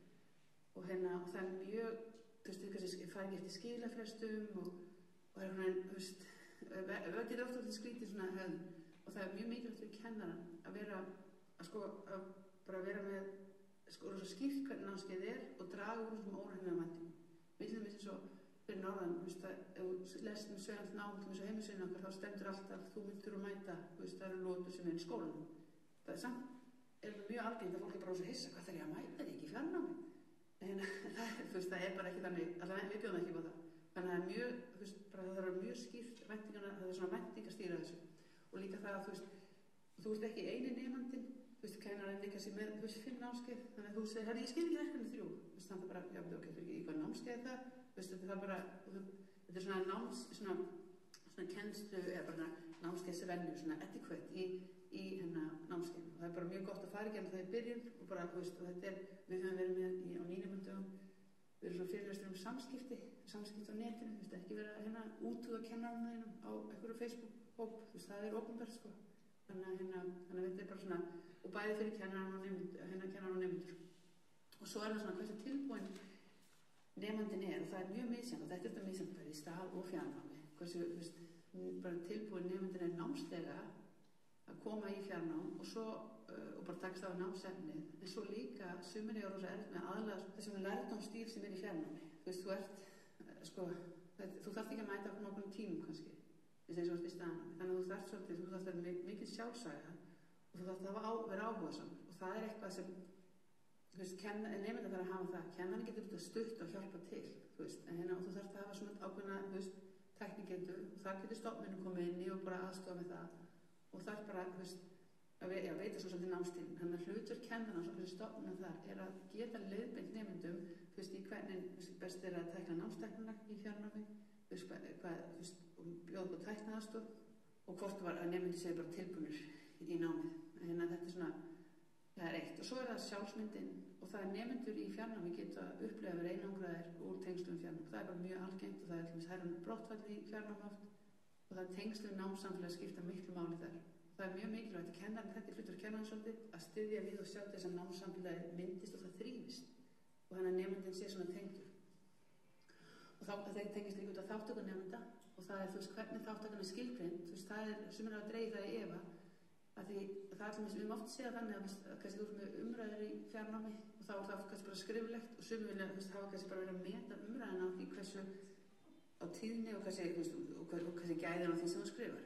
En nemendur, það er ekki allir sem taka þátt alltaf, þótt að sé oft sett það annað upp að margir eru bara að lesa kannski yfir, eru bara að skoða, eru að pæla í sem er sennilega ekki að taka þátt í umræðinni en eru samt virkir í því að skoða efnið og það er alveg, þannig að við þurfum aðeins að hugsa hvernig ætlum við að meta þáttöku nemenda, ætlum við bara að gera það út frá magna því sem þeir setja á kennslukerfi eða ætlum við að setja það magna þeim eigða í því að vera kennslukerfinu eða að skoða námsefni.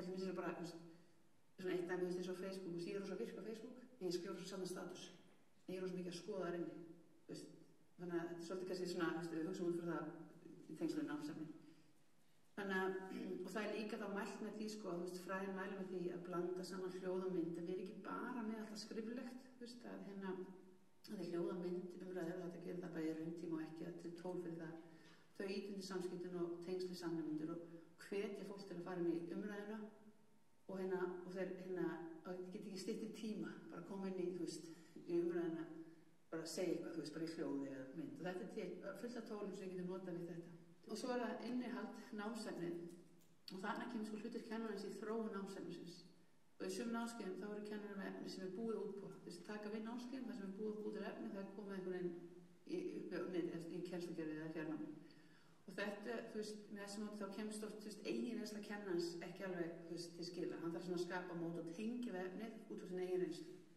Og stundum það þannig að kennarar bara ekki tilbúinir að breyta kennsluaðferð sínum. Þeir sjá ekki breytinguna frá því að fara á staðanum yfir í online og þeir sjá ekki hag í því og þeir hugsa, hvað fæ ég út úr þessu? Og þannig að við þurfum að hvetja á til þess að taka þátt í að búa til efni fyrir fjarnámskeið. Að vera virkir því að búa til efnið og horfa á það stöðugt með gagnrýnum augum og vera virkir í þessari sjálfsgagnrýni, hvað virkar, hvað ekki. Og það mjög krefjandi að útbúa efni fyrir fjarnám. Það ekki að taka, eins og aftur, það ekki að taka hefðbundið staðnám og henda því óbreytt á netið. Og það oft það sem vantar það bara aftur þjálfun kennara í hvernig best nálgast það. Því þóttu sett góðu kennari staðnámi, það þýðir ekki sett góðu kennari fjarnámi, bara alls ekki. Þannig að við þurfum sem stofnun, þá þurfum við að stofnanir, við þurfum að bjóða upp á viðandi hvatningu til kennara sem að færast yfir í fjarnám. Hvatningu til þessar stuðning. Og það mikilvægt að við sem skýra því hvað græðir þú sem kennari á því að fara með námskeiðið yfir í fjarnám. Og fyrir okkur sem erum búin að vinna í þessu, þá sjáum við að það alveg augljóst og það miklu sveifari dagskrá, þú oft, á endanum þegar búin að fara í gerum þetta mikla lærdómsferli að koma námskeiðið í fjarnám, þá græðir hans tíma sem getur þá eitt í rannsóknir eða í að gera námskeið betra. Og það svona öðruvísi vinnuálag og það getur farið svona auknum tími að þróa námskeið. Það alveg, það sveigjanlegt, þú getur, þú þarft ekki alltaf að vera búin ákveðin tíma að kenna, þú getur, það skoðin breytist. En þú þarft að vilja þetta og þú þarft að fá stuðning á stofnuninni. Og svo markmiðalausnir og þetta þarna bara gullna reglan. Að alltaf þegar þú ætlar að taka eitthvað tól, eitthvað tækni inn í námskeiðið, þá skal þið spyrja þig, mun þessi tækni bæti ykkur við nám nemandans? Og ef svarið ekki alveg viss, þá kannski mögulega eftir ekki nota hana. Þótt að sé ógeðslega skemmtilegt og eitthvað spennandi. Af því það bara ekki, ef það ekki hluta af lærdómsmarkmiðunum, ef þetta ekki hluta af náminu, þetta bara eitthvað tækni sem bæta hann við út á tækni, það bara ekki gera það. Og það tæknin ekki nummer 1, hún kemur bara nummer 3 allan. Og ekki setja tækni á tólunámskeið bara á tækni, bara alls ekki. Og það mikilvægt ef þú með einhverjum tækni, og þetta við með einhverjum tækni fjarnámi, að kynna tólun í byrjun námskeiðs og gefa nemendum tíma til að aðlagast og hafa stuðningin fyrir tæknina. Þannig að nemendur viti hvert það að leita. Og svo kennsluaðferðir og það námsefnið þá að vera nemenda með það og það samvinna við nemendur og það mikilvægt að endurinn námskeiðið færi fjarnám. Og námsinnið á einhalda samanverkefni, þetta bara mjög mikilvægt fyrir kennendur og þetta mjög mikilvægt fyrir samskiptaþátttöku og það svona ákveðin atriði sem gott að við huga fyrir svona áhriflega kennslu í fjarnámi og það þetta sem nemendasamskipti og það virk þáttaka nemend í náminu þannig að setja upp námi þannig að nemendur þurfa að taka þátt kannski eins og með leiðsarnamat, verið ekki með lokamat bara og áherslan á æfingu og svona vinnu frá nemenda og það þarf að vera svona einstaklingsmiðað, þetta þarf að vera fjölbreytt og það þarf að líka áherslu á svona herra hugsunarferli þetta sé ekki bara, við erum ekki bara að hugsa minni nefnir ekki nálgast námsni hvernig sem það þarf að fá svona grein í það og fara svona eins herra svona til að pæli svo það skýrleiki námsefnisins og þetta mikilvægt að tengja þetta á væntingum og nemendunum þar af því það mjög mikilvægt að þegar námskeið byrjar að það sé allt bara mjög skýrt að það sé samsetning og skipur námskeið það þarf að vera skýrt bara frá byrjun og það þarf að vera góða leiðbeiningar tengslum verkefnin og lærdóms markmiðin og námsmændi þarf að vera í takt og þá var talað eins og sniðið það var leysarnar og lokamat mikilvægt að það sé allan að leysarnar þannig að það heldur nefndi við efni og allir svona skýraflestur alltaf það bara verið skýrt þannig að þetta sé bara mjög skýrt og þú ert ekki mikið að breyta því uppsetningunni þú átt ekki að breyta því eftir námskeið byrjar og þetta bara nefndur upplega að verða mjög fljótt pirraðir eða alltaf þau finna ekki upplýsingarnar og það alltaf verið að breyta og eitthvað vitlaust og ef þú ert að kenna námskeið aftur sem ekki búið lagfara dagsetningar og það bara alls ekki bara mjög skýrt að halda þessu og svo kennarinn og þetta breytt hlutur kennarans kennarinn fara því að vera kennaramiður í nemendamiður og þetta nemendin alltaf ræða því hvernig hann lærir og þetta kennarinn að fara oft úr því að vera svona flytjandinn í það að vera aðstofa nemendur við námið og þetta gerir bara mjög erfitt af því það tala líka það í fjarnámi að kennarinn nefnir þessi 4 hlutur þannig að með kennslufræðina, það er að hugsa kennslufræðina, hún sé samveruna og hún getur styrkt, það nefnir sér að vinna saman og hún hendir fjarnámi, svo er það félagskap, virkni í samskiptum,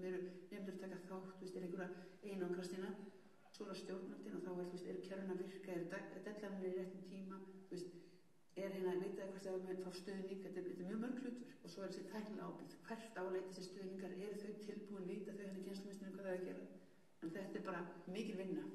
Og þeir sem eru kennara sem eru óvanir að kenna í fjarnámi, þeir upplifa oft bara mjög mikið vinnuálag og það er tæknivandræði og nemendasamskipti, þau verða oft bara svona svolítið mikil og þau verða oft bara geta orðið pirraðir og þetta er, þú veist, pirringur kennara kemur oft út úr því og þeir eru að taka staðnám sem þeir ekki verða bara góðir í og eru að færa þér fjarnám og það er kannski að virka sérstaklega vel.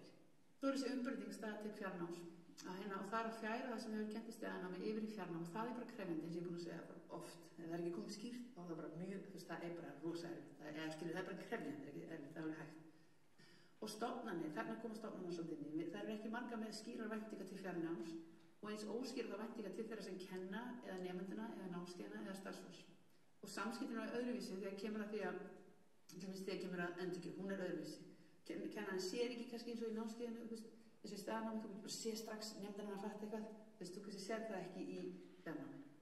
Þannig að það getur verið svona, margir kennarar finnst það bara óþægilegt. Þetta er, þeir kemur nefndina ekki eins nálægt þeim, sko. Það er alveg hægt, hann getur alveg verið nálægt þeim í fjarnámi, það er ekki nálega að setja það upp þannig.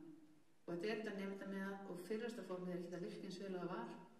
Og þetta er svona, þú veist, margir kennarar eru með svona, þeir eru bara áhugaleysi, þeir sjá ekki hag að því, þeir eru ekki, þú veist, þeir eru ekkert eitthvað rosa spenntir fyrir því endilega að fara að kenna í fjarnám, þeir eru bara ekki til í það. Þeir eru bara oft hræðslan í það, þetta er óvænt að þeir eru ekki alveg vissir hvernig þetta er. Og þetta er oft þannig að flest okkar, í háskólanum þarf ekki að vera með kennarapróf eða kennaramenntun. Og margir kenna eins og þeim var kennt. Og flest okkar kennarar, mjög margir kennarar í háskóla hafa ekki reynst af því að vera í fjarnámi. Þannig þeir eru að kenna eins og þeim var kennt í staðnámi og eru að taka það yfir í fjarnámi.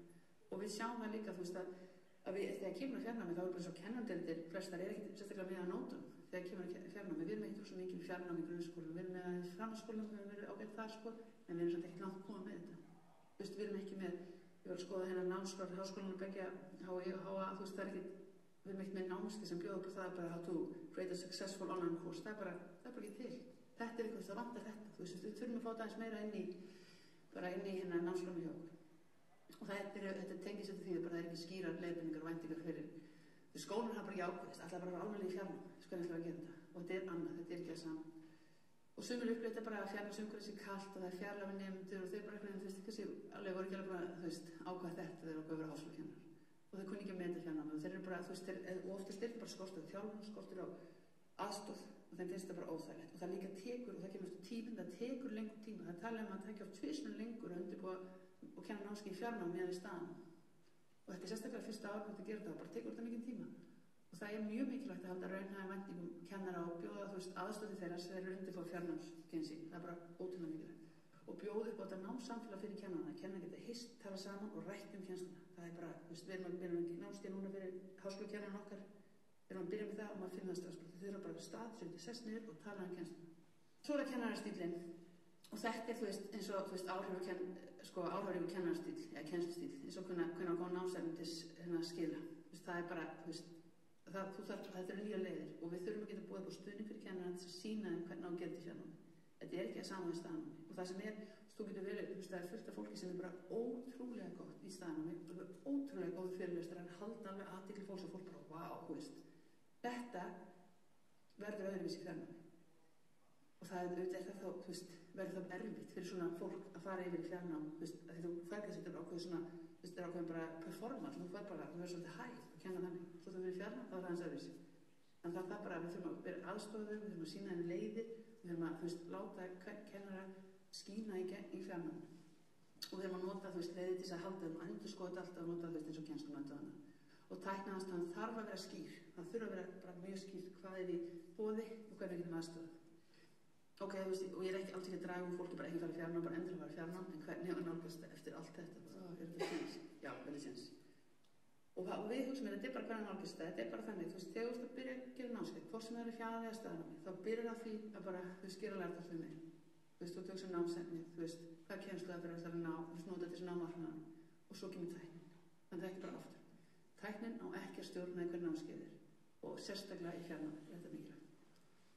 Og svo kannski að loka bara, þú veist, þessi mikilvægir, aftur ef ég ekki búin að segja þetta oft, þú veist, tæknin á ekki að stjórna, það er kennslufræði, það er kennslufræði fjarnáms, það er ekki kennslufræði, þú veist, það sem hefur verið notað í staðnum, það er annað, þetta er bara, þetta er öðruvísi, þú ert ofnið öðruvísi að hópa, þetta er bara annað. Og hérna á stofninu þarf að stíða breytingar. Rosa oft er þetta þannig að einhver er rosa áhugasamur að fara að kenna fjarnám og fer af stað og stofninu er svona, kannski, og það mikil oft hræðsla hjá kennurum að hvað gerist, ég býð þér svo flott námskeið í fjarnámi sem munið bara minnka kennslueiningarnar með mig, að þeir halda að ég sé ekki kenna eins mikið. Það bara er mjög skýrt, það þarf að vera mjög skýrt hver á efni, það er til dæmis óskýrt í dag og allan í opinberu háskólum, hver á námsefni þegar búið að búa til eftir þeirra fyrirlestra hver á það. Það þarf bara að vera skýrt og það þarf að vera skýrt þessi stuðmyndi kennar og nefnda við þróun námsefnis, það bara þetta er nauðsynlegt og við þurfum að hafa faglega þróun til kennar. Við þurfum að bjóða upp á námskeið af því við getum ekki að ætlast til þess að þeir kunni að kenna í fjarnámi og þeir þurfa að fá þjálfun og nefndir þurfa þjálfun og kennarar þurfa þjálfun og við þurfum að þess að tæknilega aðstofa gerð kennsluefnis námskeiða. Við erum til dæmis með svona skemmtilegt stúdíó hér, við erum búið til flotta fyrirlestra, við getum klippt til og svona. Þetta þarf, við þurfum að setja, það þarf að setja pening í þetta, kostar pening og þú þarfst að hafa fólk, mannskap sem er tilbúin að styðja við þetta. Og þetta er bara, hjá stofnunum, þetta er bara forgangsröð.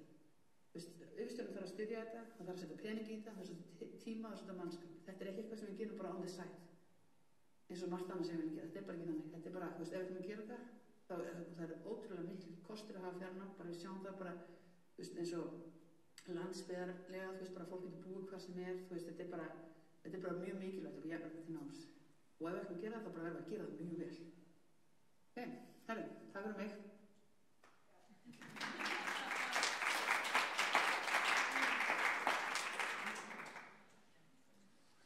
Já, við þökkum Auðbjörgu kærlega fyrir, hún heyrir ekkert í okkur, en ef það er einhverjar örstuttar spurningar, þá er það stallinnar Margrét sem væri tilbúin að svara þá, einhverjum spurningum. Já, er einhverjar spurningar til, ætlaðu þú að spyrja? Já,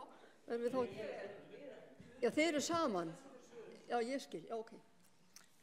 Það virðist ekki vera neitt svona mjög brennandi. Sko, nú erum við aðeins komin úr takti við dagskrána, svo ég er með breytingatillögu á dagskrána, ég veit ekki hvernig við líst á það, vegna þess að það er líka þessi vandi að við mögum ekki fara með kaffið inn í kennslustofuna, það sem við ætluðum að hafa umræðirnar.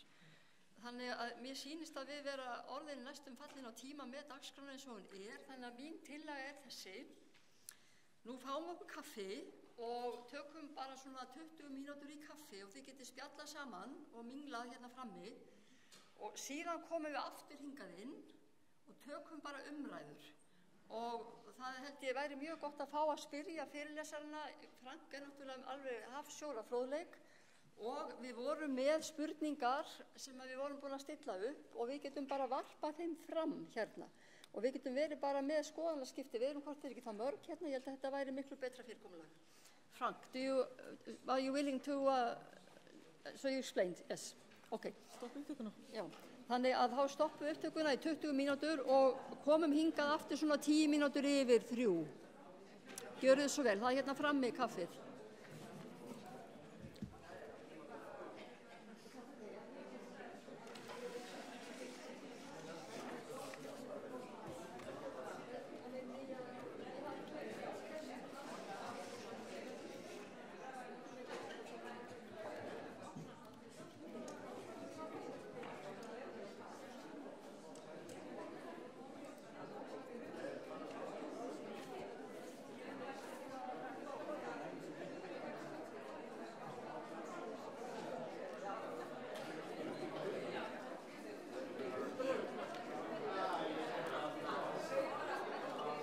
Já, ok, bara stakka á þessu. Já, ég bara vissi að það er eitthvað spurningur eftir. Er það yfirleitt eitthvað til? Nei, það er ekki þér. Þetta er bara flott. Ekki svona einhvern veginn? Jú, bara flott. Bara tönn. Leifir svo upp á þessu. Þú fórst ekki inn á póstum eins og það sást, þið var að fara inn á. Nei, ekki frá tölvunni, sko. Sjá þið. Já. Sjá þið. Hérna. Já, prófa að lækka það alveg. Hljóðkerfi virkar, en ekki frá tölvunni. Ok, ef við getum bara endur að... Jú, ég reynda maður núna, því ég er búin að slökka á útsendinga. Ég prófa bara endur eins og þú startanir. Það er ekkert annað að gera. Nei, helst ekki. Við klára þetta dæmi.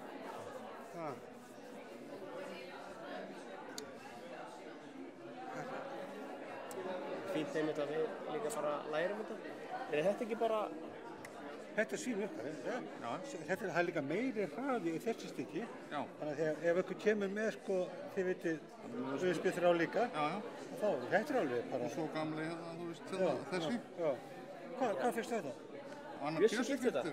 Það spurning hvort þið getur lengt í þessu, þetta... Það, já. Svo stutt, sko. Já. Nei, hann er ekki lengra það. Þetta er alveg fínt stykki, sko. Já. Heyrðu, þá bara lokum við þessu, þá er þetta búið.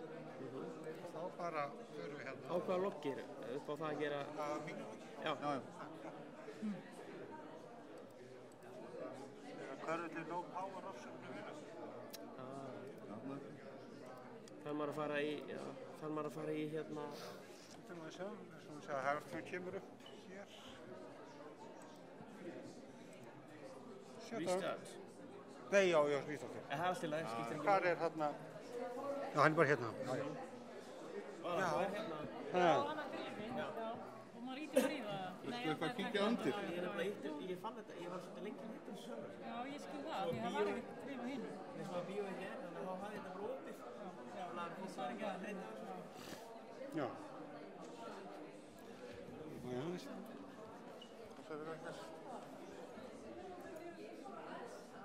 Farin á í nefn, ég tekast hann ráma klíka á. Já, ég skil það. Það hreinsast svona... Já. Smábúðar sem Það hreinsast þeir líka, sko. En þetta er hálfgeð paranoia, sko. Gerðu það eitthvað undir borðinu, eða? Nei, Nei, við ætlum að sjá hvort þetta stoppið svona. Þetta er alveg fínt ljósa option. Já, heyrðu, ég var búið að breyta. Var búið að vist eitthvað að fínu loggi, eða? Ef að nota gestaloggi, eða? Ég nota bara gestaloggi. Það ekki? Jú, eintilega. Ég var bara eitthvað stressað að ég kom inn á, sko. Ég hefði náttúrulega þetta að nota mitt.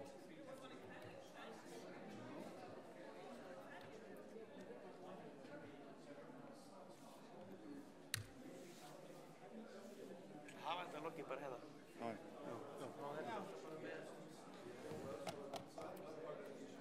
Sko, maður sjá, þetta er extra.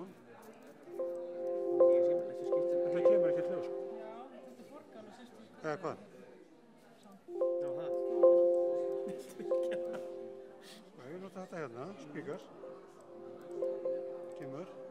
En extra, sem er... Það er hljóðið þessu, sko. Þetta er bara frá tölvunni, sko.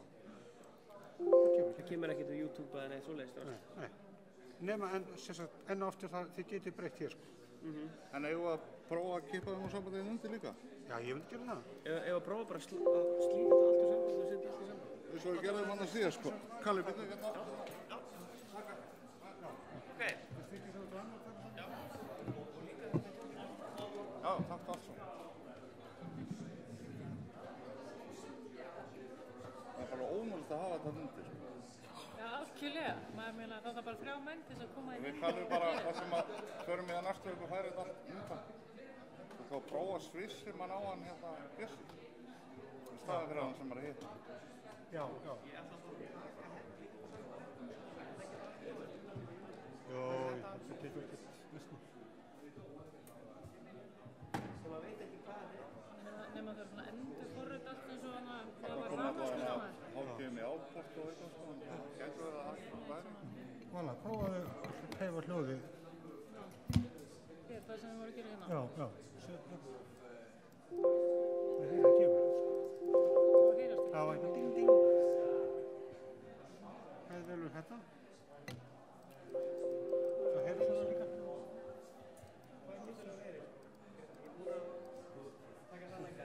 Kannski búin að taka báða gulustnúða þann inn á.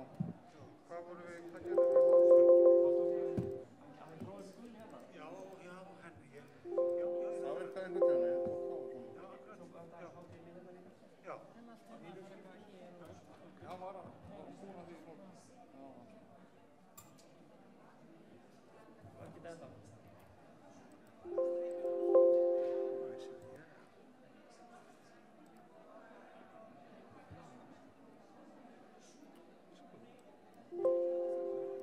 Það sýnir samt.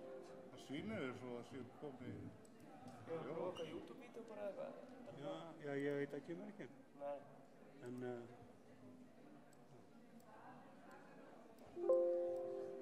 Það samt það eitthvað í búnaðinum. Tölvan að senda hljóð, sko. Já. Varstu búinn að taka splitturinn hérna litla að heita og varstu voru búinn að endara saman líka? Þú tók þennan gæði í sambandi morgun, Gretti. Já. Ég bara prófa það aftur líka.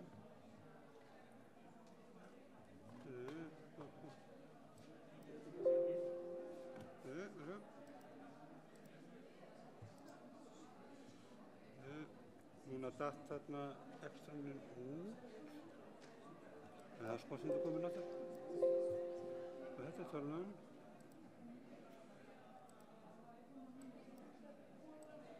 Nei, það kemur ekki. Sko hérna eru sko bara smá ég að taka powerinn.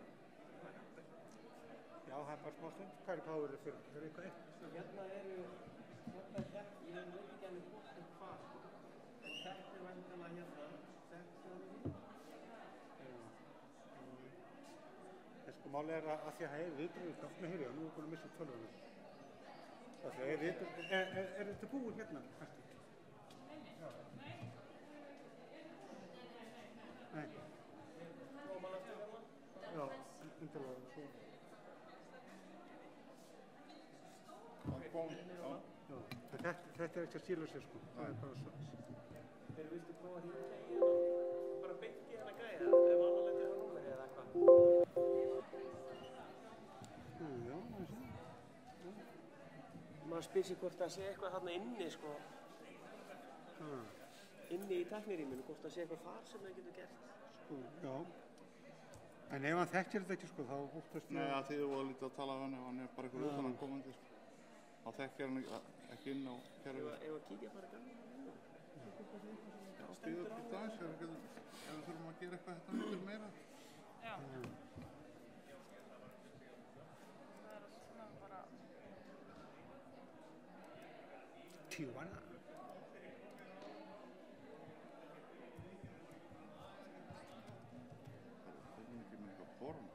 Nei, hvað? Ég ætlaði að spila eitthvað vídeo eða Kristín. Já, bara veldu að rúfa eitthvað? Nei, hérna. Og er eitthvað hér í góðu? Heyrðu, er kannski að leika á diska? Já.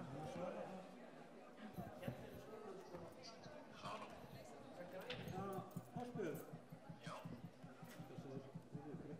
Ég verið stætti hérna í við erum ekki að fá hljóð, sem sagt úr tölvi og inn á kerfi. Við sendum það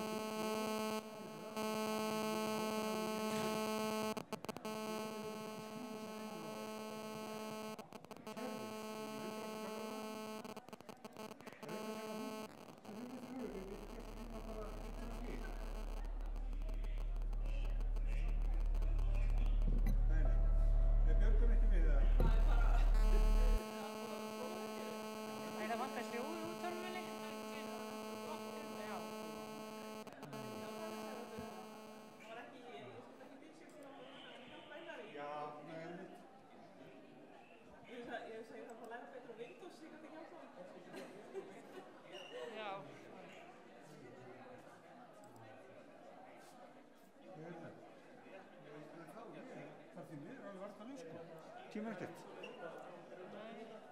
Nei, það kemur ekkert hljóð.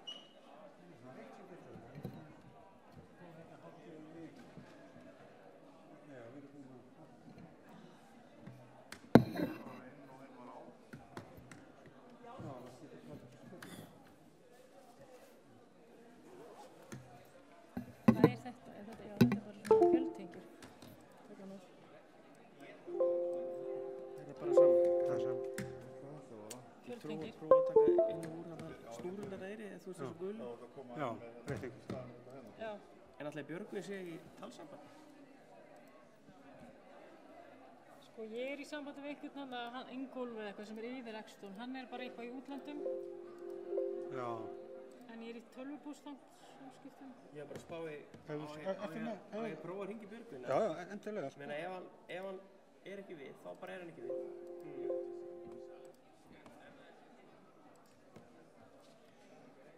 Prófum bara, það sagt ekki, prófum. Málið, Greint frá fundinum á vef stjórnarráðsins þar sem segir að þessi tíðindi séu árangur af viðræðum íslenskra og rússneskra stjórnvalda skilmála rússneskra yfirvalda fyrir yfirflug íslenskra flugvéla yfir Síberíu sem staðið hafa nokkurt skeið. Þar segir jafnframt að til þessa hafi skilmálar Rússa verið mjög strangir og þannig komið í veg fyrir að íslensk flugfélög gætu samið notkun Síberíuflugvélarinnar. 68% Íslendinga leysa sig saman ef marka má niðurgang lesturvenjur landsmanna. Nær helmingur landsmanna sagðist að jafnaði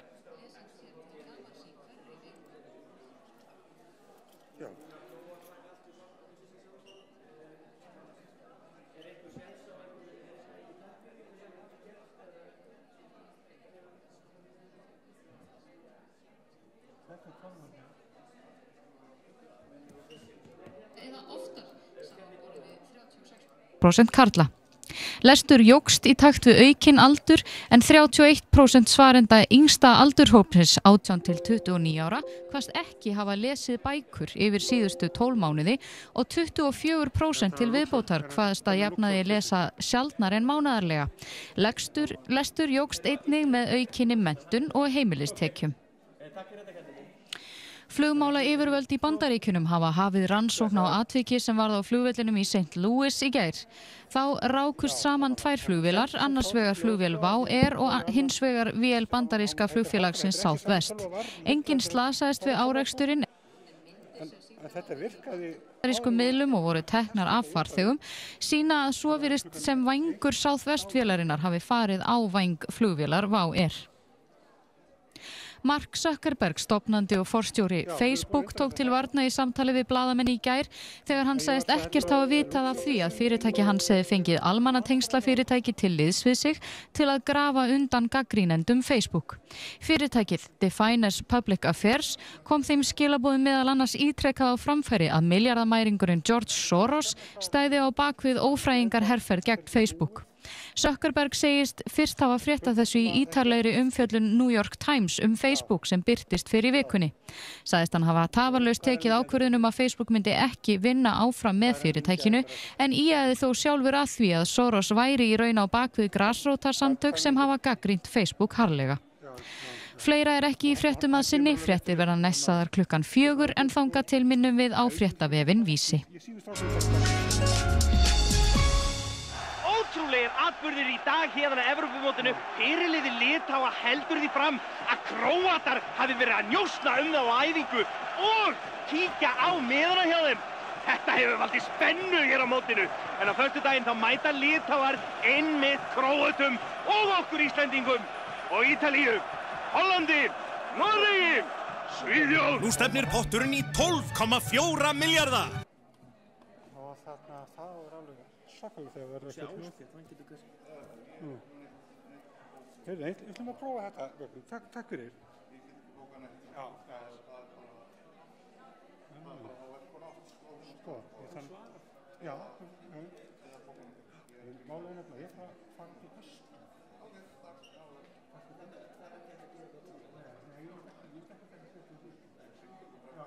Ég ekki gera það bara. En við notum þetta bara á... Já, ég veit ekki hvað þú stilla. Það var ekki á réttum, það er kemur. Stilla hérna. Já, settu á hinn.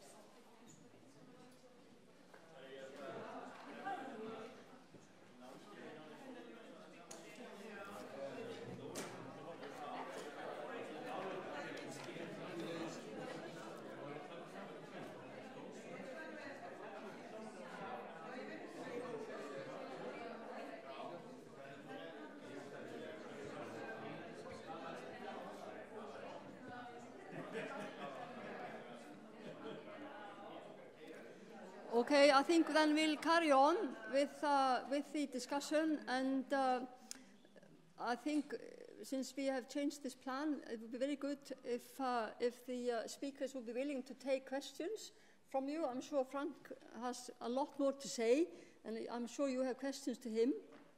And also Einar, would be good to have Einar, and then the others have gone, except we have still, I hope we have them still from Akureyri with us. Yeah, we have a plane at 4 o'clock, so...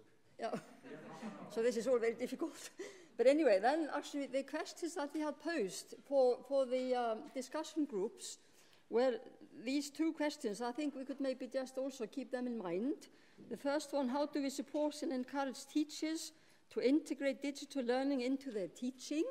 And I think this is something that we could maybe get Frank to answer and help us to answer and find answers, and you may have ideas. Those of you who have experience can share your experiences with others. Sorry, can you repeat the question? Yes, I can do that. Well, no, that's too complicated. I'm not ready for that, sorry. I have actually, what I have, sko ég með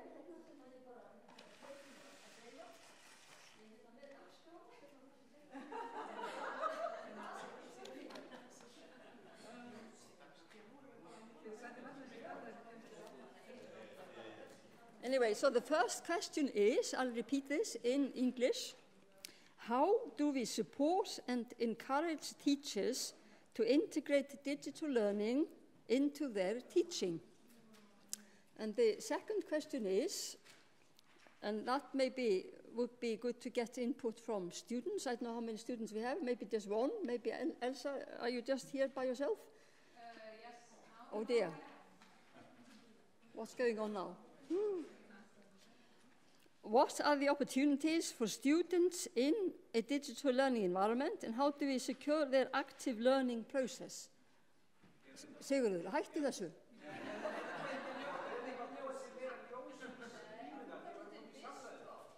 Já, við viljum hafa meira ljós en ekki minna.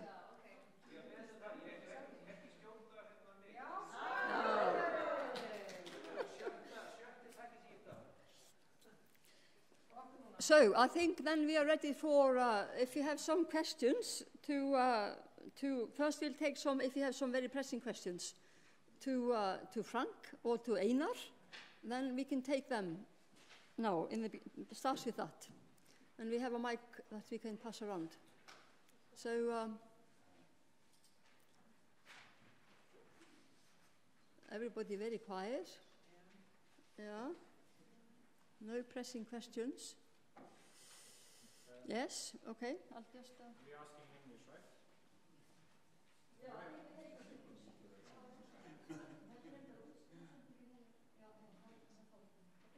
Well, I wanted to ask both, I guess, Frank and Einar, in connection with the first question. What are you doing today, whether it's in some islands with other entities, what exactly are you doing today to train teachers at a university level? And can you do it through distance learning, so you don't have to be on site always for those kind of courses?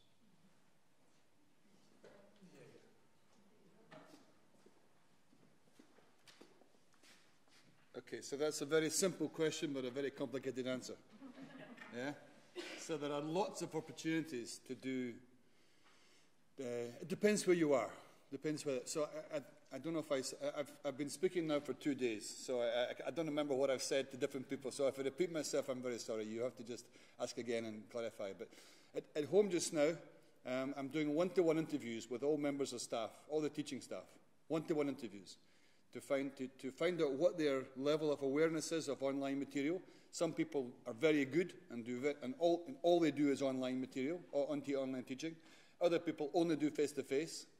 Other people do a bit of both. They want to move them. So everyone's at different levels, just like the people here. So first of all, I have to find out what level they're at. So the principal has asked me to do that with everybody in the teaching level. And we talked about doing some groups like this, but it's more difficult, I think, when you stop and look. If you really want to have change, you have to personalize it. It has to be something to you, okay? You. And what you want is different from what you want, yeah? And so if you're both in the room together and I ask any questions, I get no questions because you don't want to admit that you don't know because you think that you should know more than she does. Yeah? So immediately we have a problem about ego and competence and so on. And that's just being on one side. The whole thing's about not knowing what to ask and so on and so forth. So I have a one-to-one discussion. I ask them what level they're at. I try to find out. I then show them some good examples. I show them that yellow table and so. I show them what's behind that. When you click on that, what do you find? I show them the quality of resources. I show them where to find things, where to find good resources. We have what they call ClickView, software called ClickView. ClickView allows you we have a license for that. Every program that's broadcast on every channel in television in Scotland, we can record that and use it for education. So we go home and we see David Attenborough and the Blue Planet, and we think, I want that for teaching. We can have it. Yeah, we can record it. The whole program, or just the bit that's important, from 3 minutes and 5 seconds to, we can have that snippet and edit that and put it in there. But you have to know what you want, and you have to know to use the technology. You can do that by yourself. You don't need anyone to do it for you. And then, so I show them the things, show them to find things. We then go through what they might do. Do they need training in a particular software, a particular skill, whatnot? I match it up. I know the people who can teach this. So I say, you need to do this with this person here. Put them together. Go and do it. Okay? And then I say to them, I'll come back in January and see what you've done. That's when the fear appears in the back of the eyes. Because they realize this is serious. This is not just an exercise. You know, and so much in academia, we look at that and we think, this is great, okay, fine. Okay, I've done the training. That's me, okay. So I want to say, what have you done with this training? So I'm going to go back and look at these things. These are things that everybody can do from all different levels. We also have a support team that will do that for you. So there are, for big projects or for whole modules, whole courses and so on and so forth, there's a competitive process in the university that you can actually say, we want to bid for this project. And the Educational Development Unit will work with you, a technologist will work with you to actually take your material and get it online. So you can do that way. That tends to be the sort of Rolls-Royce version.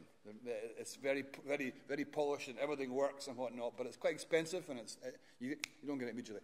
I like the other way. I like the sort of guerrilla tactics. Yeah, I like to do things that are quick and easy to do, and I can do it myself, and I know what the answer is. Okay, and then when I get stuck, I can then bring one of my friends and say, I want to do such and such, and they go, oh well, you need to do this, and I can bring it in there. We also have webinars from the Learning and Teaching Academy of the university, whose task is to spread good ideas on teaching and learning and research within the university, learning practice. All of that is available online because the webinar is recorded. It's made available to staff, any staff in the university who want to watch it from their own desk, from their own location. You just watch it, or you put on earphones if you're in a mixed room, and so an open plan room. You look at that. You have the face of the person, me, in the small picture. Or the big picture if you want the big picture. But you have the small picture. You have any slides I'm using. Down the right-hand corner, right-hand bar, right-hand frame, you have the chat session. So you can ask questions all the way through. So I nominate one of my colleagues, one of my friends, to look at the chat section. And every few minutes I stop and say, any questions? So he'll say, yeah, there are 3 questions that have come in about such and such, or there's a very good question about this. And I find that's easier because I can't focus so much on speaking and thinking these things through, and also stop to read all these things that's constantly scrolling up the side. So he will then summarize, and I'll answer some questions. All of that is recorded. So if you missed that session, you can go into the Learning and Teaching Academy and watch the webinar again. So yes, you can watch these things online. Yes, you can do that. We can bring in guest speakers who are not involved in the university. I've already sort of got some people in mind to come back to later, to do certain pieces and do certain things and make go through. All of that is available online. We also have short courses. We also have a master's program, a Master's of Education, which has several strands in it. And there are modules in there for, one module is called Learning and Teaching Online. I teach a module called Digital Literacy and Open Education, about what is available, what are all the different tools available. I teach another module called Creating Digital Learning Resources. So the first module is about all the range of things available, making you aware of things, different things you might need and how to do blogs and so on and so forth. The other one is about actually you, that's mainly lecturers of our own university and other universities and teachers of schools who do this program. And I said to them, let's fix on something that you want to use after this course is finished, that you want to teach. And we'll create that as your assessment, as your learning, as your piece of learning. So when you're finished, you've got a poster or a video clip or an interactive animation, whatnot, as part of the project. And that's part of the modules for the learning. You can do 3 of these as a digital pedagogy pathway through the master's program. And you can do 3 modules, and you can do that plus a digital artifact. And we have a benchmarking scheme for professional practice in university called Alpine. It stands for something that I can't remember right at this minute. It's one of these snappy acronyms that you forget. But it's a professional accreditation for the Higher Education Academy in the UK. So you can become an associate fellow, a senior fellow, or a principal fellow. So if you do the 3 core modules for this master's program, plus your digital artifact that you can do with my module, you can get automatic membership as a fellow of the Higher Education Academy. You can become a senior fellow. I'm a principal fellow. Okay, I wouldn't advise that because that takes a lot of effort. A lot of effort. I nearly tore it up several times and threw it away because it's a different mindset with that. We can discuss that later. So there are loads of ways you can do that. Depends where you start. There's a wonderful joke that I love that encapsulates that about the farmer who's standing at the end of the farm gate in the Hebrides. And this big sports car comes up, and the guy says in this English accent, how do I get to the such and such a place? And he says, I don't know. He says, well, this is the A43 road. And the farmer says, no, I don't know. And the guy in the sports car says, for a local person, you're pretty ignorant. He says, yes, I am, but I'm not lost. So it depends where you start as to what you actually give in terms of education. So thank you. There was one question here. Comment? Thank you. Hi, Frank. Thank you for being here today. My name is Elsa, and I think I'm the student here. I really enjoyed your input today. I'm wondering, how do you work with students on what you're developing, and has your work with students changed throughout the years? Okay, so the work has changed hugely throughout the years. When I began, when I go back from here, end of this month, the 30th, St Andrew's Day in Scotland, the National Day, we're having a small celebration, perhaps a cup of tea or two, to celebrate 25 years of the first course of the UHI, first degree course, which I brought together. That was why I got involved in UHI. I had my own consultancy and research at that time on rural issues, and I had no interest in going back to becoming university lecturer. And then I got sort of sucked into the black hole and never got back out again. And in that time, that course, I sat down and wrote the textbook. The textbook for what we were doing then, and this is not online, this is just the ordinary rural development. I saw great things happening with local development workers in Highlands and Islands. And because there wasn't a course in it, a certificate, they got no credit. And they were doing fantastic things, very innovative stuff. But because it wasn't academic, they didn't have a piece of paper to put on their CV. And I said, that's wrong. They're doing great things. So I persuaded the institution to pick them up, and they said, come and do it. I said, okay, I wrote the thing. Well, come and teach it. No, I'm too busy. And they said, no, you have to do it, otherwise it will stop. So I sat down, and I actually wrote the textbook, okay? I wouldn't do that now. I would write what I need to do for the bits and pieces. I mentioned earlier on about the blog site. So the blog site, I've been writing for maybe a year and a bit, maybe a year and a half or whatnot, and it's about supervision. It's about supervising the PhD process, or the master's process, but PhD essentially. And it's taking you through every stage, from finding the student, or finding the right student, how to support them, how to train, provide training for them, all the different stages, doing your ethics approval, doing your research methods, your literature review, your gathering data, how to analyze data, how to do statistics, all that sort of stuff, okay? Right through to the viva, and then out the black hole at the other end. And I only write 500 words when I feel like it. I don't do it regularly. I'm not a natural diary person. But I have the whole... I sat at the beginning and wrote all the different headings, 2 pages of headings. I want to talk about all these things. And so when I feel like it, I write 500 words, or maybe no much more, a blog on that thing here. You can see it. It's on the UHI. UHEYE is the I. And I wrote that and just post that. That's got about 1,000 followers now that follows through that. And at the end, I'm going to take all these bits and edit them together and make that into a new book. So I wouldn't write the book about it. I would just do that sort of stuff there. Other things are different entirely. Other things are set books and whatnot. Other things I would direct the students to go and do this and produce the material for me. So we were talking about the heritage tourism and that sort of stuff there. I would set the students particular tasks for them to go and do as part of the learning process, and then evaluate what they've done, and then if they've recorded it on their iPhone or whatever else, or even just an audio clip, put it on there to the site and share that with the students and use that as part of the teaching material for next year. I say to the students each year, we go through in particular, I teach a module on essentially ecology, human ecology, how people in nature, it's called Communities in Nature. So how humans interact with nature and vice versa, okay? The impact we're having on the planet and so on in terms of rural development. And on one particular topic, I say the task this week, it's not marked, it's not graded, you don't have to do it if you don't want to do it, but if you're really serious about learning this, the task this week is to go away and find 3 websites of any type that discuss this topic that you think are good. Any 3 websites. Okay, I tell them what a good website is, what you're looking for. It's got evidence. It's evidence-based. It's not Donald Trump's tweets. It's evidence-based information that you're going to get there. Go away and find 3 things and put them on. Go to the discussion board.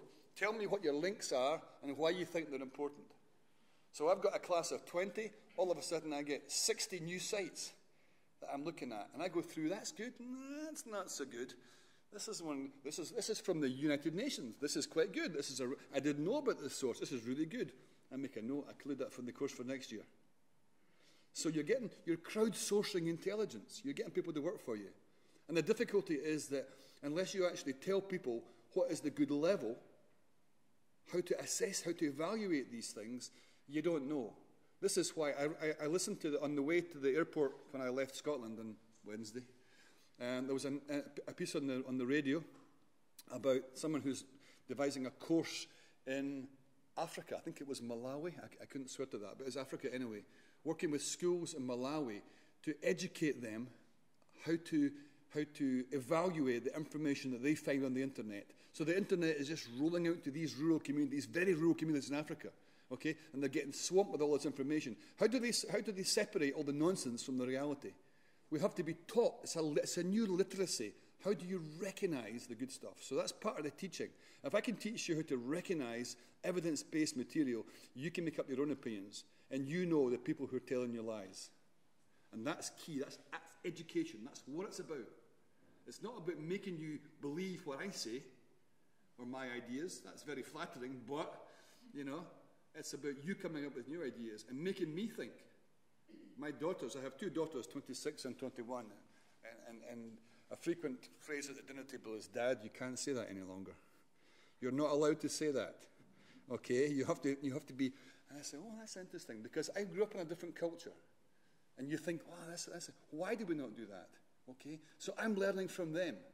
So you have to actually use that in your material with your students, so that the people on the master's program that I teach, they're smart people. That's why they're doing a master's program. And they can actually teach each other without me there.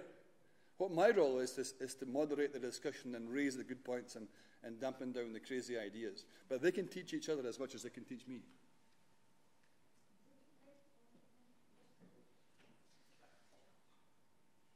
So my question is basically for anyone who wants to answer it, but our friends from the northern tundra have already taken off, so I guess that kind of just leaves you two. I'm not sure the students will want to jump in on this one, but I'm going to start with my question and then I'm going to qualify it. My question is essentially, how do you deal with the conservative forces within our institutions? And so basically what I'm thinking is that, obviously academic freedom extends to teaching as well. And our faculty are free to choose the way that they teach. And we always have someone who will say that, okay, online distance teaching technology, it doesn't suit my topic, my subject. They will find any number of reasons to not change the way that they're doing things. And the institutional status quo is such that it doesn't take a lot to maintain it. It takes more to change it. And so I have a sense that even if those conservative forces are relatively small, they have a larger impact than they should. And so I wonder what has been done, for example, in the University of Reykjavik or the University of the Highlands and Islands with those people. How do you get them on board to really embrace and take part in the change? You want to do first? Well, it's a pity that Edberg couldn't be with us here from UNAC in Akureyri, because she has a great baseball bat with Barbara. Yeah. Yeah, in her office. It totally works. How do you do it? Well, tell you one story. We've been experiencing a little bit with working one-on-one, like Frank was talking about. One-on-one, that is, we have two experts in university teaching that we have sort of, I wouldn't use the term sentence teachers to them, but we send them into class to have a look at how teachers are doing, then they write a report about it and suggest changes. And we've been doing this for a couple of years now. And it isn't just about teachers are learning or distance learning or anything, it's just about how you approach teaching in general. What's happening now is that we've been picking up those teachers that have been succeeding in changing their approach to teaching and learning, and we get them to come and give lectures for the teachers about the big change. It's this extreme makeover in university teaching. And this has been a success. What's happening now is actually what surprised me a little bit, but I'm pleasantly surprised to see middle-aged East European physics professors come into our office and say, can you make me, please, I want to be a part of this program. What we're doing is that, we're showing them the good examples. We are showing how, we're getting the teachers that really are dedicated to changing their ways in their approach to teaching, and we get them to stand up and talk about it. And then they influence other teachers that do the same, and it works in a way. Of course, we've also had, one of the greatest problems with introducing a system like this was that when the students ask us, what do I do if I run into a problem with Canvas? And we say, Google it. And they say, sure, no problem. But if you tell a middle-aged white professor in engineering, you Google it, they sort of look at you like you're cheating.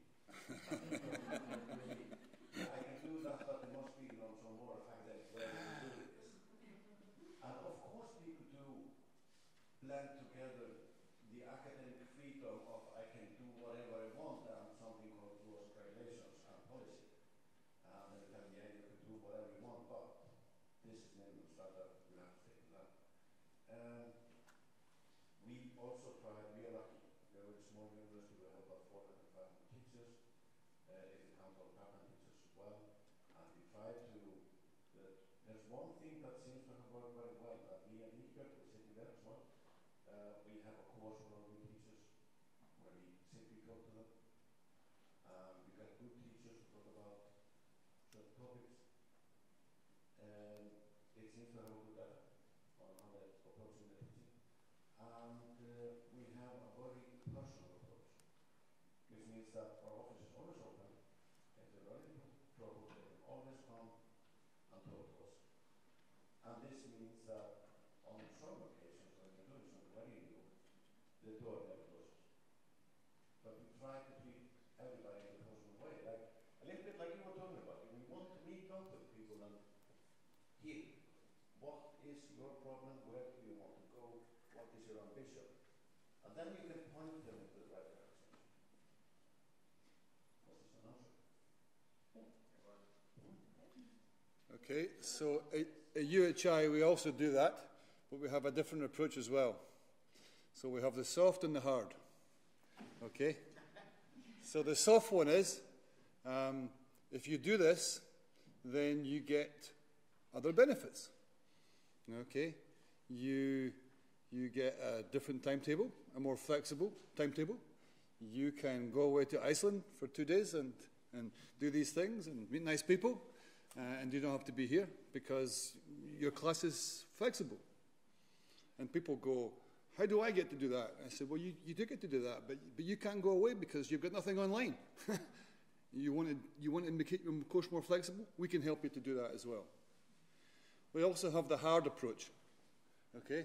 The hard approach is academic freedom is about what you teach and your opinions and your views. It's not about how you do it. So I had a hard discussion last year with one of my colleagues. We teach in an online program. The program is wholly online with tutor support. It's using Blackboard, in fact. And he wanted to teach by video conference. And I said, you can't do that. But I always teach by video conference. I said, not in this course, you don't.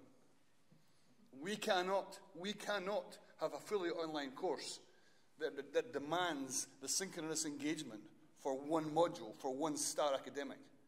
But I always do that. I said, well, in that case, you haven't got a job here. Because we're not teaching that way. You either teach it online or you don't teach this module. End of story. But no argument. What you teach them, the skills, or the material you use, that's entirely up to you. Absolutely.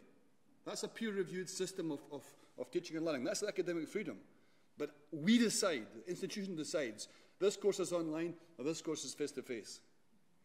The third, harder version, okay? You, sir, you're a dinosaur. You're making yourself unemployable. Okay? I'm going to put you in a STAR training program, and I'm going to come back every week for the next 6 weeks to find out what you're doing. And if you don't do it, by Christmas, you won't have a job. Because this module, this course, this program, is moving to an online environment. Yeah? We're happy to retrain you. Don't get me wrong. You're an expert in this topic. We're happy to retrain you. But if you won't retrain, you are making yourself unemployable. And the clock is ticking.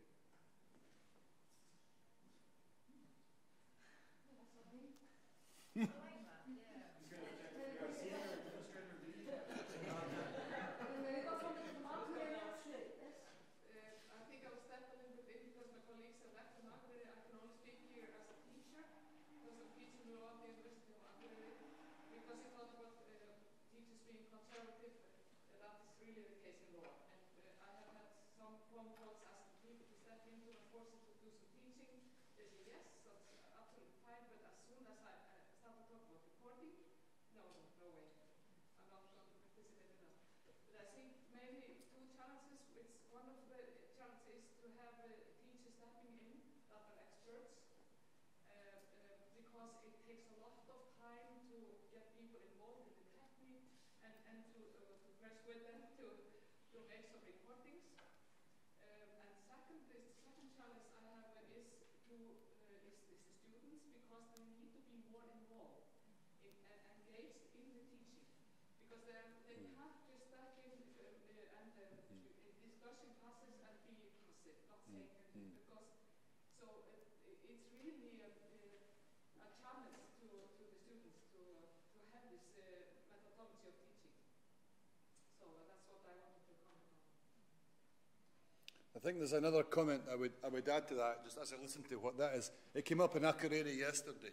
And it's a difference, I think, between UK, certainly, and here.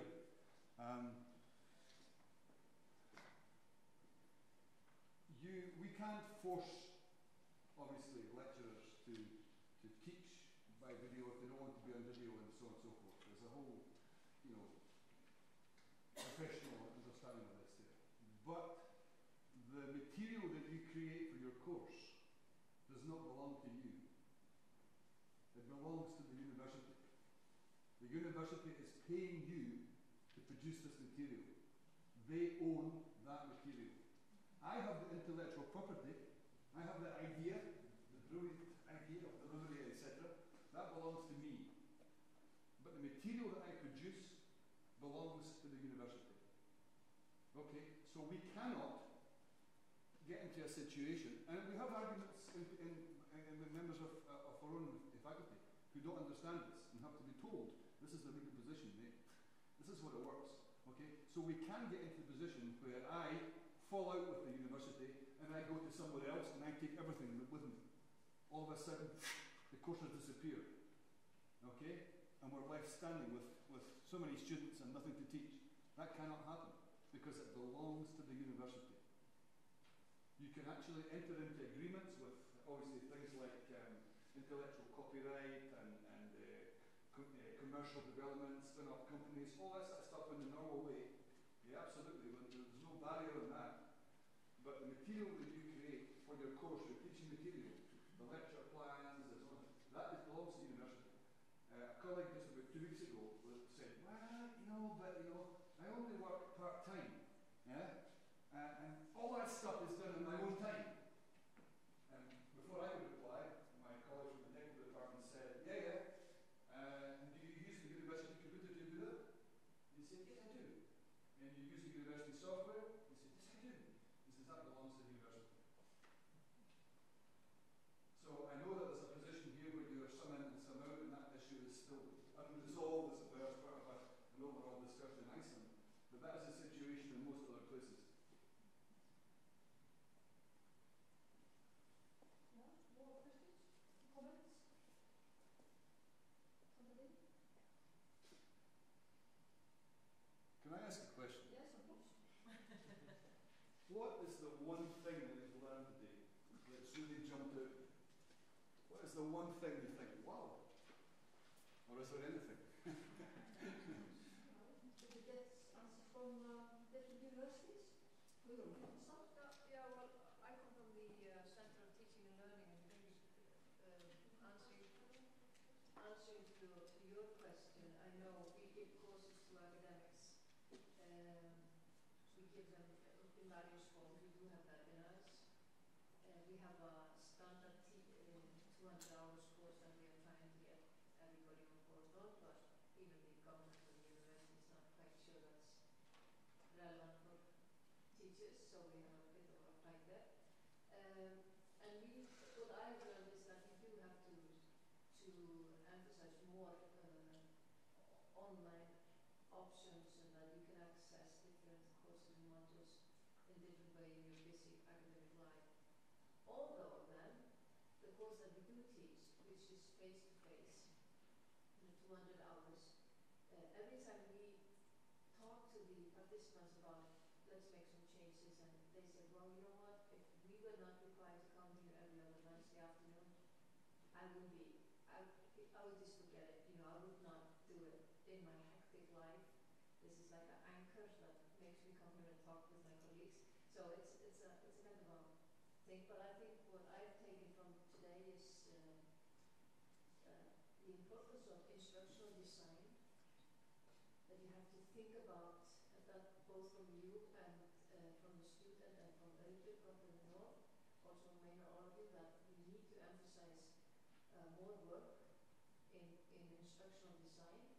And I think that's something we need to do, also get institutional understanding that it takes time and effort to construct your courses in a good way.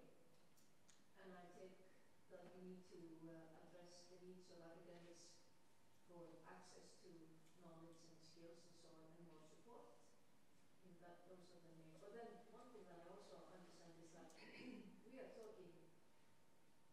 What I've learned today is that we need to have more dialogue on what we actually are talking about, because there are very different definitions going around here. What is blended learning? What is digital learning? And I think we could meet up at least once again to discuss that. Hello, I'm from Bifröst University. I'm the head of the academic service there, and this has been very interesting and to listen to you and our colleagues from Iceland. The word that comes up to my mind is flexibility, interaction between students and teachers, the emphasis of using the right technology, which can be debatable, what kind of technology fits for its course or the subject that you're teaching. We have a lot of experience of trying to get teachers who are not willing to use this kind of teaching, as we started to teach law in distance learning, and that was a very difficult task. And we gave them some time to adjust, but they are still very reluctant. They do this, but they are often surprised when we are pointing out, you could do it like this or that. No, I always, like the example you had, I always do it like this, so do I have to change?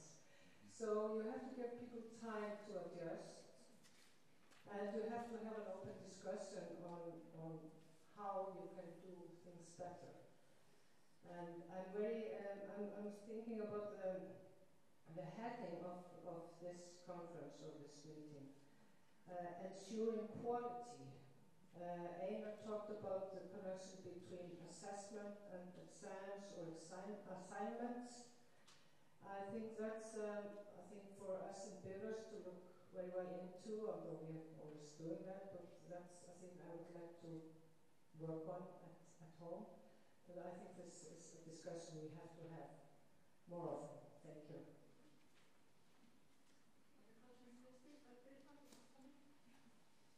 Yes, thank you. I'm Britta from Agriculture University, and I'm kind of more or less in the same position as you. I was also at this coffee meeting this morning, and you talked a lot about things, so I have taken lots of notes, so it's really difficult to say what is, on top. But some of the things I've been reflecting on is that actually, of course, it's a work in progress. You can always do better, but you don't have to take a jump. You can take steps. And from all the things that you have been sharing today, there are lots of tiny little pieces that we could actually add. The way we think about it, and all of that. It's like one-on-one talk that you talked about with all the teachers. I think that could be useful, for example. Just check, where are you, what do you need, and so on. So even though I don't know everything, but we can figure out, where can you get it? But as you say, also it's a matter of time also to have time with all these things. I also think this matrix you showed, the yellow one, with all this, it's just another way of putting, like we usually tell about, I don't know what you call it in English, but for every week what will be going on and so on. But it adds so much more. And the thing that you put in what you have, and then you fill in the blanks. I think that is really useful. And it's quite simple. So there are lots of simple, tiny little pieces that we can actually add on. So I will work through my notes and so. But as I said, the main problem is probably that people don't have time, or they don't think they have time to think about these things. They want to be good teachers, but it's maybe difficult to improve while you are doing your work, you can say. So, but thank you very much for all of you have been sharing today. It's been really interesting.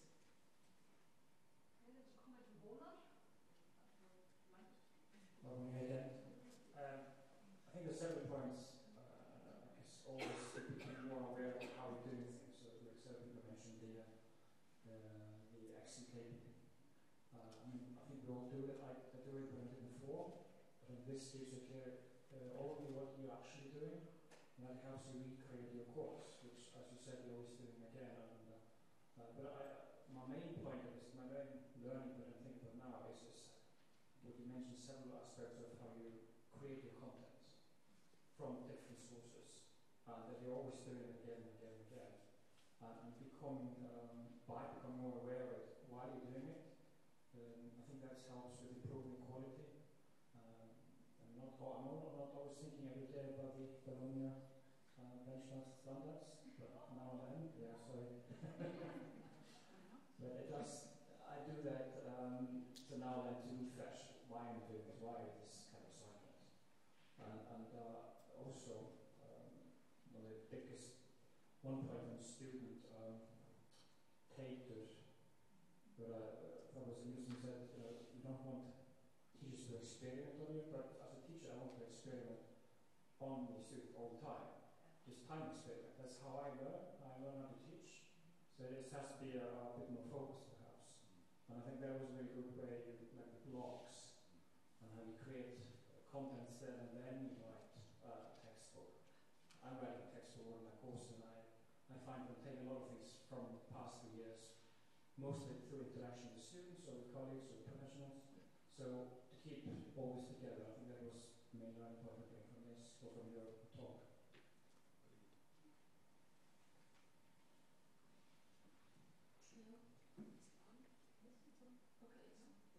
Hi, I'm Hilda. I'm from the Iceland University of the Arts. So before I came here, I thought maybe this wouldn't have much to do with the arts. And it's been an eye-opener, I think, here today to hear about the possibilities of what I believe you call blended learning, to use that as a way to establish a pre-knowledge before students enter the classroom. Obviously, with the arts, it is the contact hours are immensely important, and I think we could even use this as a way to make them more efficient. And yeah, that's been a really great experience to think about. Yeah, I think that's Okay. Thank you. So here's a suggestion then. We'll come back in a year's time, but before I come back, we'll send something for you to do. And so you have to look at the video of me saying what I said, just whatever it was on the topic, and then when you get here, you've already watched it, and then we can engage in questions rather than presentations.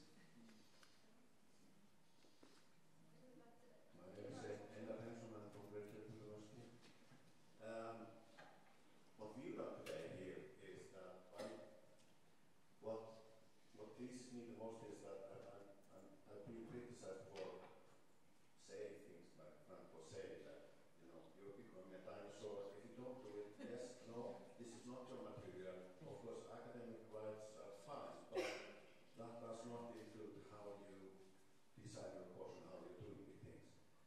So I sort of reminded myself not to talk like this today when I came here and talk about the creative teachers.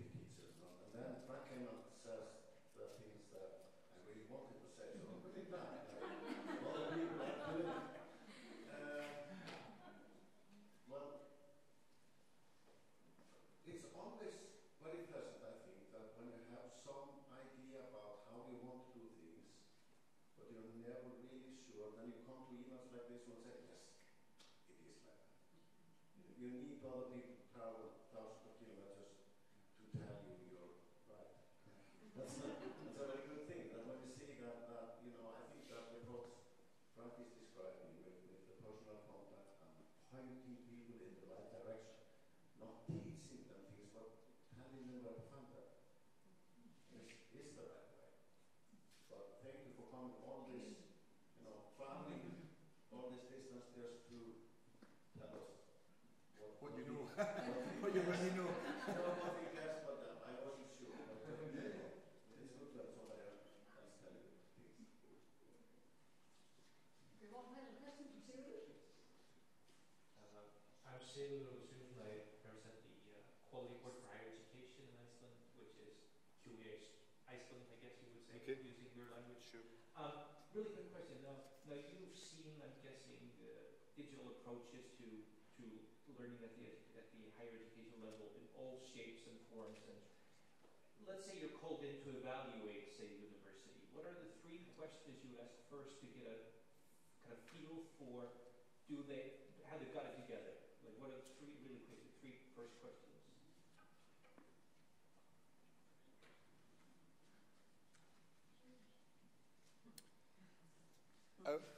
I would wonder, firstly, how flexible it is. I would wonder who makes the decisions, who takes the decision on this course or that course or whatever else it is. And I would wonder what the students are saying. What are the students saying? I was in the University of Iceland 15 years ago, 12, 15 years ago, I guess. They're having a very similar discussion, and I was astonished. I was astonished. They say we are the university. People come here. People come off to us. And I said, not forever. They won't. Not forever. If you don't move, you're going to have a student in Iceland that said, you know what? I can get this at the University of Minnesota online, and I can work at the same time, and I can do this and whatnot, and I'll get a quality degree, but I won't have to go into that. So they'll vote with their feet to do something else. So if you look at one of the push at the drivers on quality changes, whatnot, is people looking over their shoulder and saying what their friends are doing, what their neighbours are doing. And what the students are doing says, they go to lecturers and say, why can't you do what he does? Why can't you make that stuff available before? I can't come in and do that. And say, not in my course. And they say, well, you know what, we're not picking your course. We're going to do something else. Just a follow-up question for the second question. Who makes the decisions? What is the right answer to that? If there is a right answer, does it depend, or is there a right answer? No, it depends. It depends. Yeah. It depends on how you. This is not sort of dictatorship, you know. But I tell my own colleagues frequently, this is not a democracy. This is an institution. Okay. So we take decisions. We have a policy, and you do it. And if you're breaking the policy, then you're in breach. You're in breach of contract. You're not allowed to do that. Okay? But this is what we do. But I don't care. You want to do that? Why you find another university? This is what we do. Okay? So it isn't about being dictatorial in that, but it's about realizing that there are realities you have to cope with. Okay? And so realities you have to deal with these things there. And when I go to the students and say, so the module that they saw in the yellow box that I'm teaching right now, this semester, the first time I taught that, I've taught that now for about maybe 3 years, maybe 2-3 years in a row. And the first time it did, the students were all quiet. I thought, my God, they've all gone. No one wants this. This is, all my grand theories and ideas have disappeared. And then it came to the first assessment, and they did really well. They aced it. They were really high marks. I gave one student on the digital, creating digital learning resources, the companion module to this. I gave one student 100%. I never give that in my life before. In science, you don't get that. There's always room for. This guy did everything he was asked in the assessment and absolutely aced it and give that. So the marks were really good. So I sort of picked up a little bit. And in the end, when I asked students what they thought about this, they went, this is what I want. This suits me. I haven't got you breathing down my neck all the time, telling me to do it, because it's all there. It's clear that there are really good learning design that follows through. And so this is what I want. So that gave me the strength to go to other colleagues and say, this is what we're doing. You're not doing all that different from what you're doing, but actually, when I go into your module, I don't know what to do next. So one of my colleagues was telling me just last week, on the 12-week sessions for a semester, she makes the information visible every week. Every week she makes next week available, and the next week. And I said, why? Why? She didn't have an answer. I said, all you're doing is giving yourself 13 more tasks to do. You can do that. You can automate it. Yeah, you can automate it at the start and make it available by time release and whatnot. But why would you do that? Why are you hiding that from your students?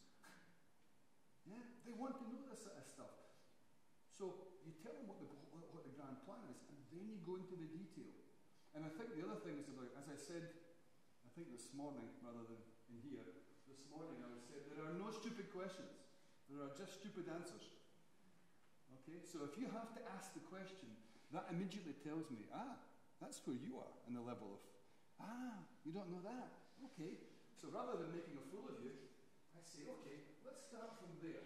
Okay, you have to realize, blah, blah, blah, blah, you know, and you can get help in that by doing such and such. If someone asks another question, I say, okay, this person already knows that. They're at a different place. We'll start from there and go through. When the principal at the beginning of the year said, we had this discussion, we are a small college. My institution, Lewis Castle College in Stirlingway, is a small college, but does everything from vocational training right through to postdoctorate. It would not happen in a traditional mainland university. We're too small. It'd be much more focused. We do it because we have to be flexible to survive. We have to do a lot of different things. We're plugged into the university, the network, and we punch higher in our way at the university because we know that we cannot deliver a whole degree in whatever from here because we don't have the staff, we don't have the students and so on. But we can have a key role in delivery of that degree through the network by the connections we have. So we have a lot of program leaders within our institution that are key in the university. So UHI is a strange animal. You could be very senior in the college, in one of the 13 colleges, very senior, but actually have a very low role status within the university because you're not networked. Or you could be very low, an ordinary lecturer in the college, but actually be quite important in the university because you're fully networked and a lot of people do your module. And so you can begin to pull things in different places. And when the principal said, we intend to move as much as we can onto online. We're not going to teach everything online. We'll still teach some things face-to-face, but the face-to-face will have the online backup so people can look at this in out of hours and weekends and so on and so forth. I want to move as much as possible. And Frank will go around with everybody, okay? And they went, yeah, right. That's going to happen, okay? Because I think I'm quite busy. And they go, yeah. When I began to sort of go around the offices and say, 2 o'clock on Tuesday, okay for you? You could see that. It went like a virus around the shit, this is serious. Yeah. And so I worked with people in the area first. I worked, not being a masochist, I worked with the low-hanging fruit, the people who are already receptive and open to this thing. I began to work with them, and I built up a style of doing things. And now I worked on to the harder people, and now I worked on to the rebellious and subverting people, and I'm now about to get to the computing department. Very good. Maybe we should put the full stop here. Well, I think we should call this a day, and this has been very enlightening and interesting, I think, afternoon. And I would like to thank Frank once again for making the effort of coming all this way and sharing his experiences with us. And then we have a reception here afterwards if you want to just stay around for a few minutes, and then there are some refreshments waiting here outside. So please, thank you very much for your attendance.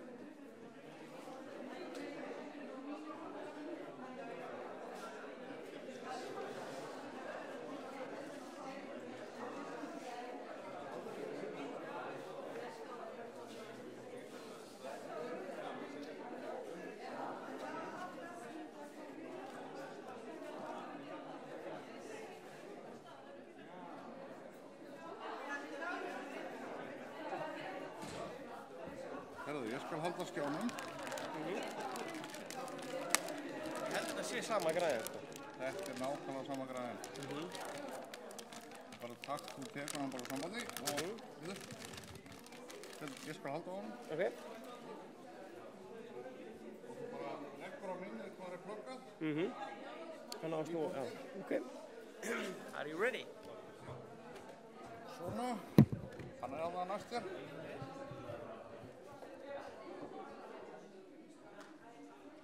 Bara copy. Já, já.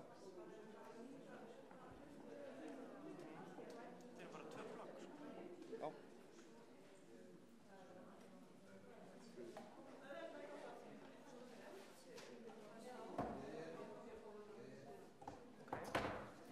Komið það? Yes, komin allavega.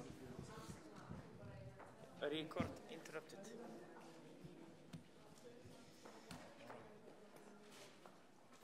Restart það. Ekki bara. Silent anyway, ekki bara alltaf. Já, silent bara.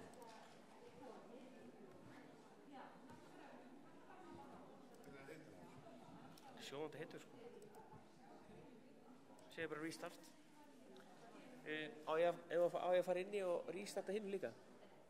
Byrjum á þessu. Já, sjáum hvort þetta virki. Já, því að þú getur sagt þá þetta. Já. Ef það er ekki þetta, þá þurfum við að restarta hinn. Nämlich. Þetta er svona. Og hitinn er óöðugur. Þetta getur allt kjátt. Það er svona helviti heitt, sko. Sko, hérna er þessið. Við höfum það bara inn.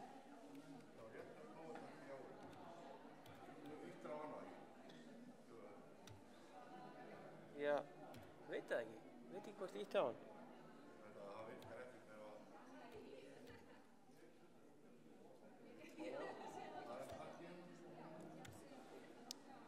Já. Veitu hvort sem komið ljós? Jú, það er komið ljós á. Prófum bara eitthvað YouTube-myndband eða eitthvað.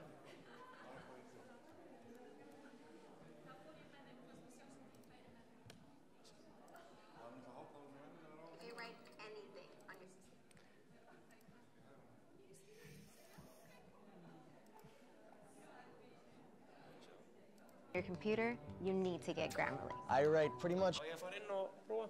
Já. Svo þetta eitthvað hjálp þarna, ég býð bara. Nei, alveg.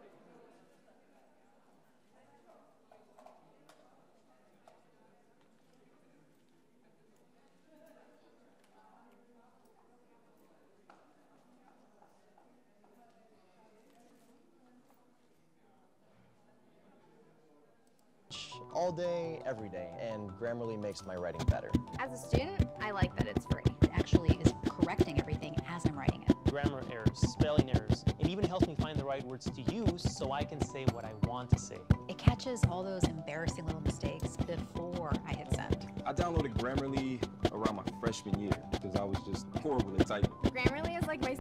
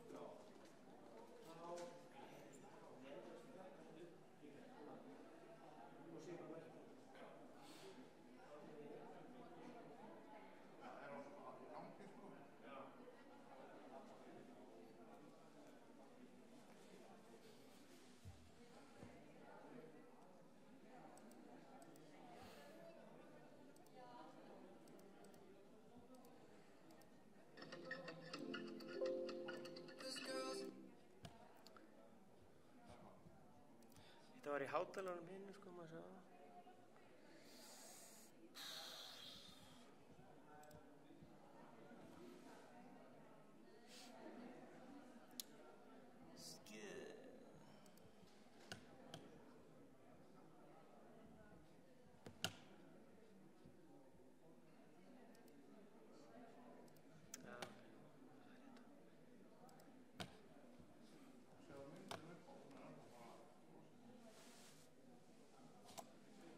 Kannski hann bara ennþá endur á sig.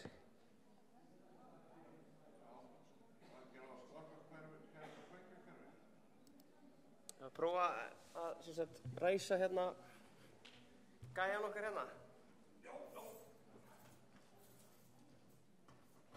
Við prófum allt sem við getum. En þú eru ekki líka endur þess að bara myndvarpanum það allt. Slökkvakerfi og kveikjarkerfi. Fan! Skid normen. Yeah. Så you chin.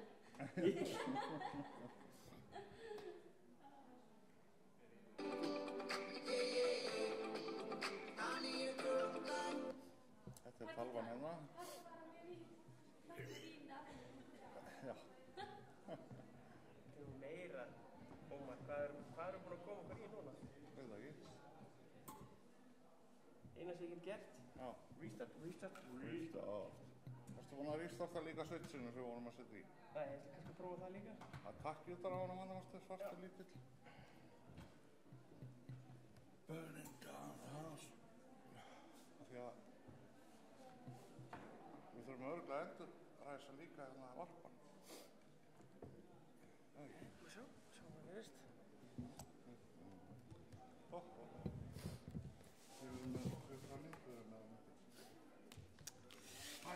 Það er nefnilega málið, sko. Það gerist einu sinni, þá þurfti að restarta einhverju líka, sko. Ekki? Sko, við getum ekkert gert meira. Prófaðu að slökkva þér og byggja þér. Já, hérna. Já.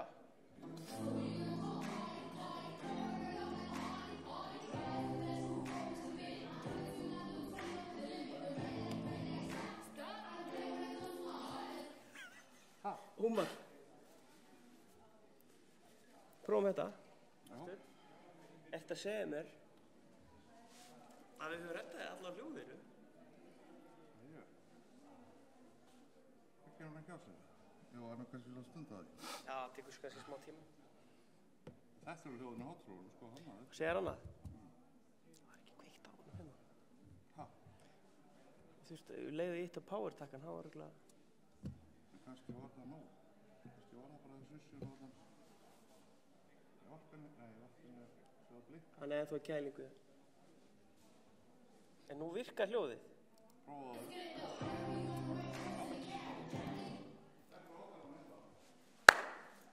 Nú erum komið bara annað vandamál.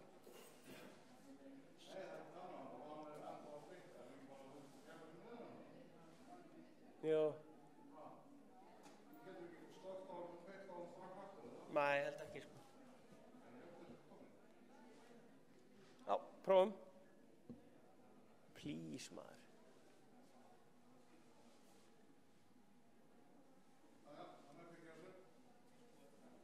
Please.